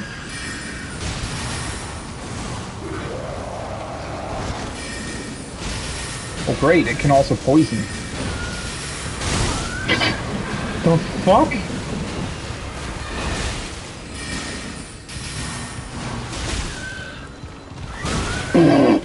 Are you kidding me? That was a one-shot. I spammed circle. There was no way to get out of that second attack, apparently. Great. Cool. Wow. That's amazing enemy design. Of course. Yeah. That's incredibly fun to fight a thing like that, where you literally don't have any chance of defeating it because it one-shots you with some sort of weird attack that shouldn't even exist. I mean, you know, the charge is fine. I didn't expect the charge. Okay, I got hit by it. Okay. But it was literally impossible for me to then get away from it because I was stun locked. It just literally one-shot me, even though it was using two different attacks. Like, what am I supposed to make out of that? I mean, at that point... Oh, there is another teleporter here. Are you kidding me? I mean, what's the deal with that? Why design an enemy like this?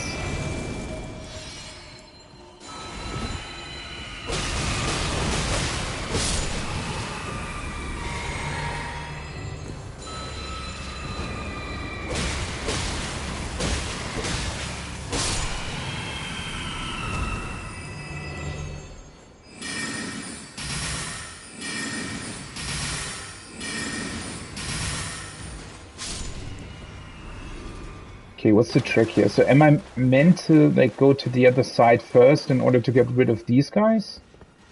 Oh, for fuck's sake. Why the fuck am I out of range here? How does that make sense? Oh, those are the normal ones.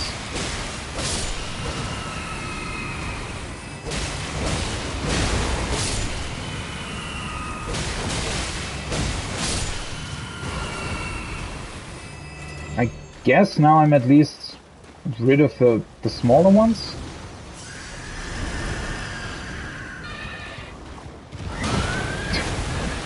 How crazy.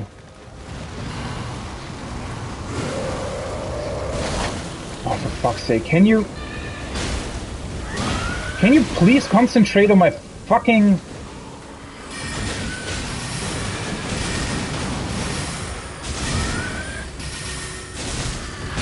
Ah.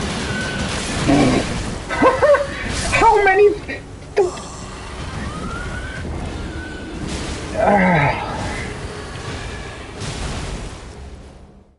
did you see how many fucking attacks in a row that was?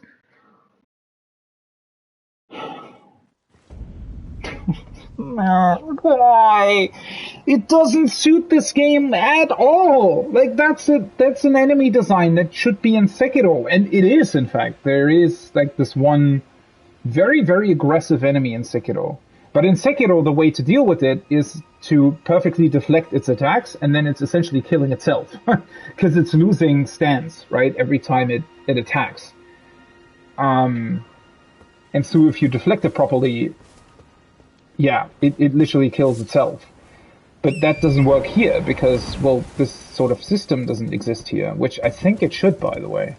Yeah, to be honest, that would... If they had included that, if they had included a system like in Sekiro where, enemies, if they attack your shield too many times, they would be, I don't know, but this is, what an awkward fight is this? What an awkward thing. I don't even,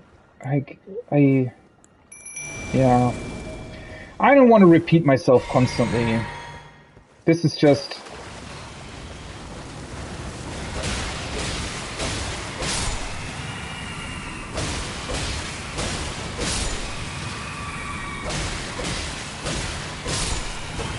And as if the fight wasn't already annoying enough, they then force you to, every single time you die, kill every single other enemy first here.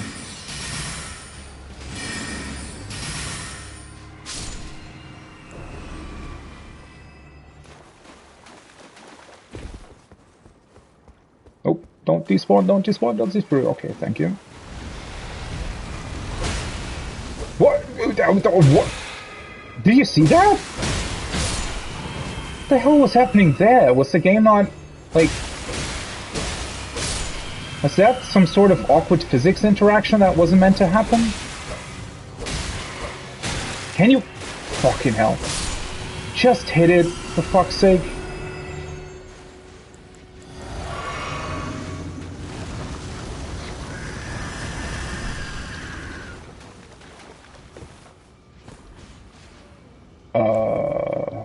Hello?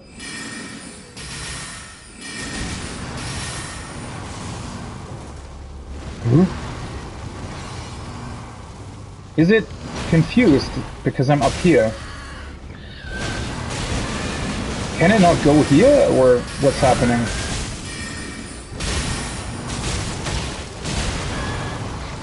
Oh, oops. I think... Wait, can the AI not come up here?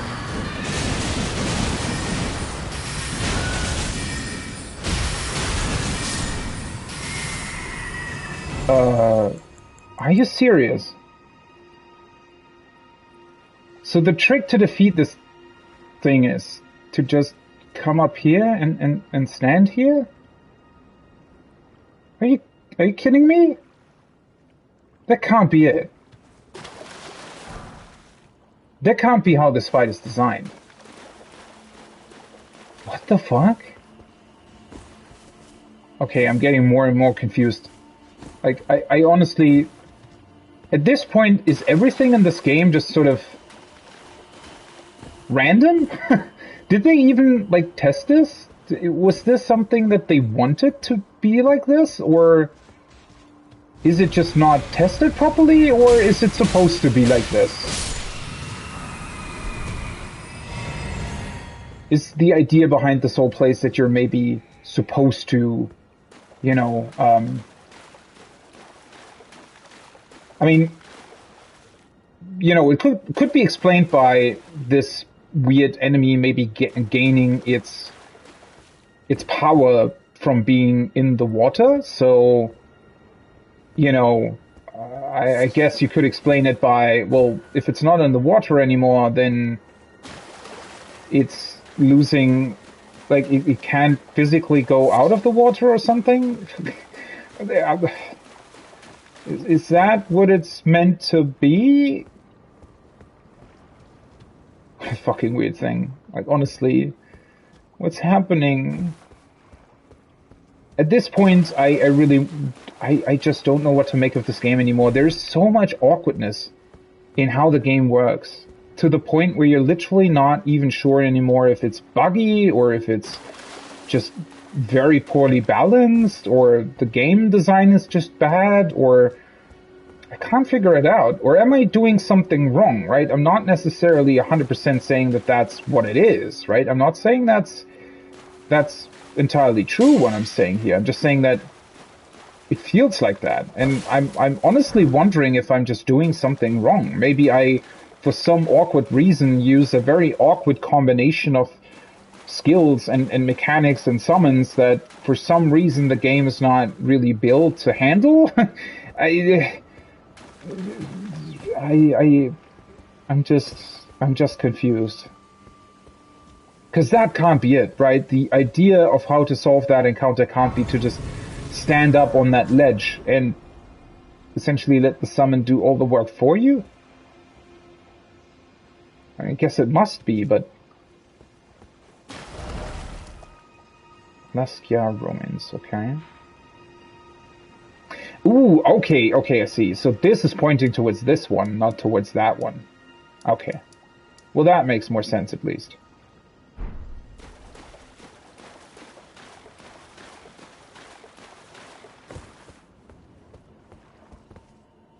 I think I got everything from these ruins, though.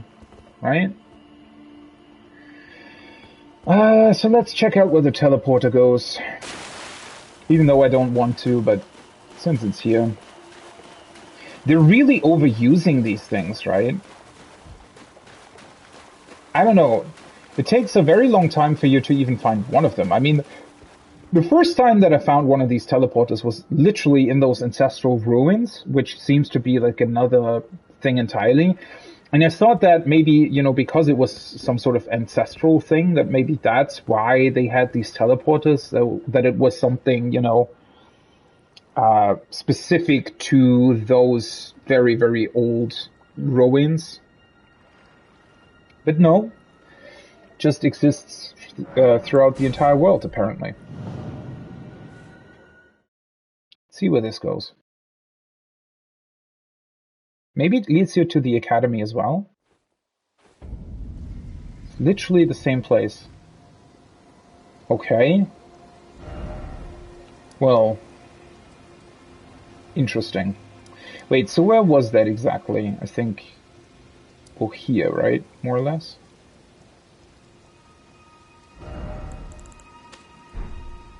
Oh, oops. Wrong marker. I mean, look at how close they are. Weird. What a fucking weird decision.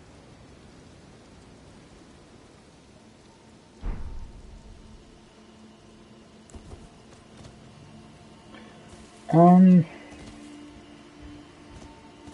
wanted to do something else earlier, which was... Ooh, yeah, okay. Let me go back here. I wanted to finally give that other scroll that I have to the sorceress, because I forgot about that. Hi. There you are. Shall we commence the Is that a scroll? Takes me back to my academy days. Very well. This is sorcery with which I'm not entirely unfamiliar. I'll be sure to incorporate it into one of your lessons. Never lose that inquisitive spirit, my apprentice.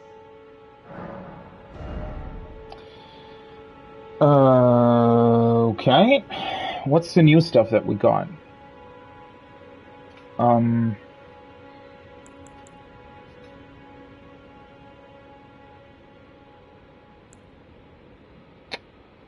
I guess this one?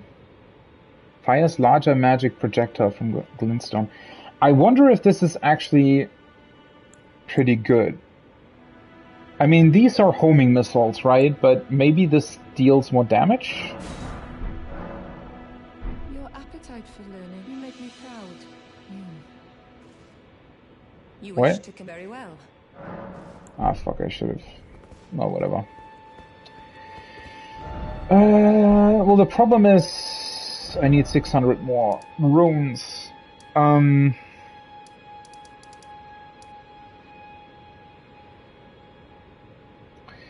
How? This area in and of itself is pretty large, though. God, I just... The reason why I'm so on the fence with this new area is that it literally feels like I'm still underleveled for Leonia. It literally feels like I'm underleveled for that area. But what else am I supposed to do? Like, there is no real place I could go back to. Unless I maybe go back here and potentially try my luck with the moose boss.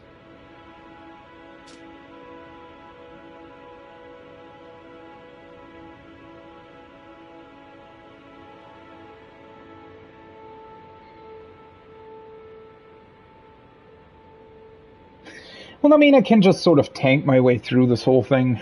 It's just not... I don't think that it's necessarily going to be particularly fun, to be honest. Oh, well. Let's just very quickly... I think... You know what? Let's just go back here and very quickly get a couple more runes, and then I'm going to buy the boss weapon. Although, you know what? Maybe it's easier to do. I can just sell a bunch of stuff as well.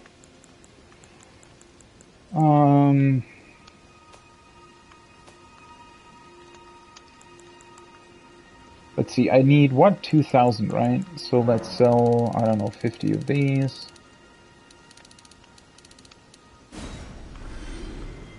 And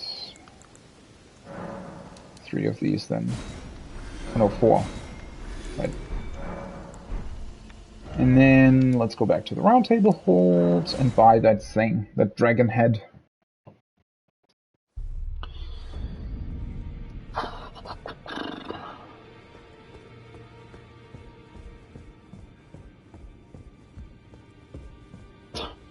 These sweet fingers, yeah, no idea what that's supposed to be about. The children of the goddess, tainted by the strength of their runes, and so grace was this. The greater will tarnished, shown thee. The demigods are Egodrick the Graf, the runt of the litter. Okay. It's the same thing we already heard the first time we talked to her. Let's get this thing, the grafted dragon. Ah, fuck, it requires 20 strength? Seriously?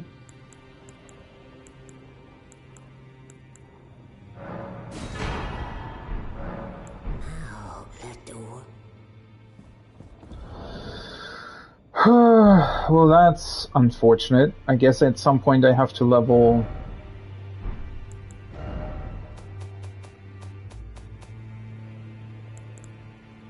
At some point I will have to level the, we'll have to level strength, huh? Bear witness. The embodiment of the power that still remained in the dragon's head that was crafted by Godric's left arm. I think I already read that, right? Bear witness. Grant the small dragon a fleeting glimpse of life and thrust it skyward, spewing flames over a wide frontwood area. Well, I mean, it's probably quite the interesting item. I just don't know whether or not it's really, you know, that good overall. Oh well. Let me do this. Ah, shit, I hate the fact that you can always stand on these freaking messages. Oh well. Yeah, that's gonna be it for now. It was a small stream. I won't be online tomorrow or Saturday as always, and I'm gonna be back on Sunday. Unfortunately, it was a bit of a shorter stream this week.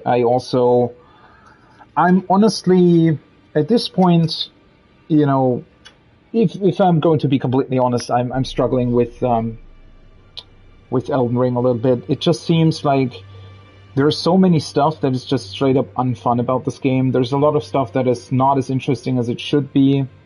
The lack of a proper story, the fact that they do reuse quite a lot of enemy types and bosses, and like every time when you actually find something unique, it's always some sort of bullshit enemy that is doing weird stuff or stuff that you're just not expecting.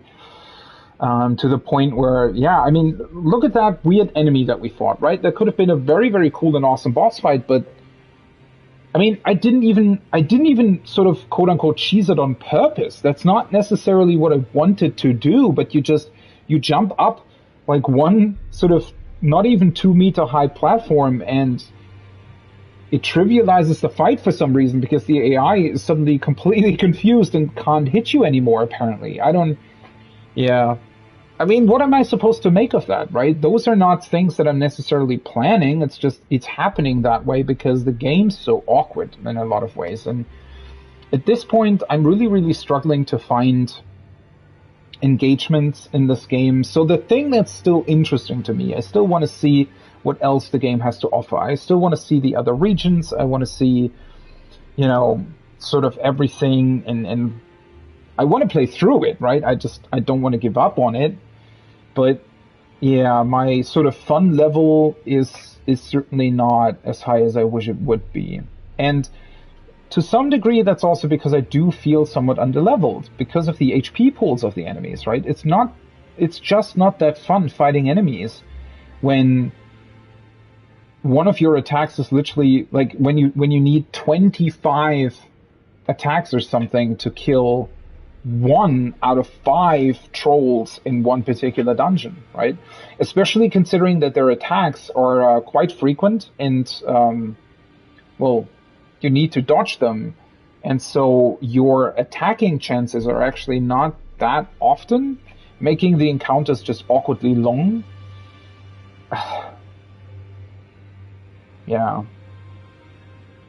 I don't really know. And also at this point, there's still a bunch of unique items that you find throughout the game, but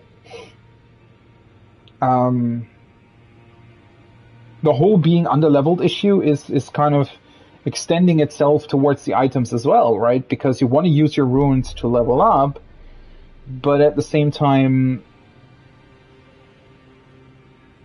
I don't really know how to put it. Yeah. I don't know. I honestly don't know what's happening here and why I'm potentially not really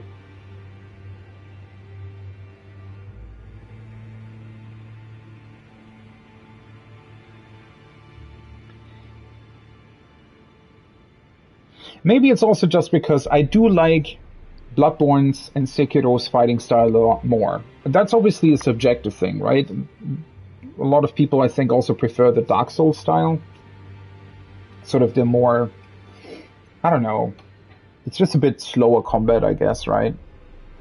But maybe it's just really not entirely for me in terms of how it's designed. I want to enjoy it so much, right? That is always the most frustrating, I feel like, when I'm looking at this game and I think it has so many great things to offer. I really, really want to enjoy it, but it's just not letting me, right? That is the awkward part here. It feels like the game is not letting me enjoy it properly. And oh well. Whatever.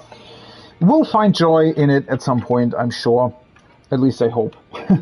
I'll be back on Sunday with more Elden Ring, and yeah, hopefully over the course of next week, I'm going to be back with more regular streams. That'll also help. I mean, only playing for like 3.5 hours or something obviously is also not getting me very far, so that's another thing, where I'm struggling a little bit with it when I'm only playing like 3.5 hours. I mean, when you think back to what we did just now, it's not that much, right? So I do want to go back to longer streams, but I still have to do some IRL stuff, and until that's done with, oh well. I'm going to be back on Sunday. hopefully with more Elden Ring, hopefully, you know, hopefully it's getting to the fun part at some point. I mean, there was definitely a lot of points that were pretty fun. It's just that I feel like it takes a long, long time to get back to those points, right? Oh well. That's going to be it for now. I still hope that it was interesting to watch. I mean, I know that it's always a bit of a, you know, struggle to see somebody not really enjoying a game. And I am honest with that, right? I think that there were a lot of very interesting parts, especially early on, that I was really enjoying. But there's just so much awkwardness and so many things that seemingly just don't really work properly. Oh well. Still hope you're having fun. As I said, I'm going to be back on Sunday. I hope you have a great rest of your day, evening, morning, wherever you are. And I see you on the next one. Until then, bye-bye.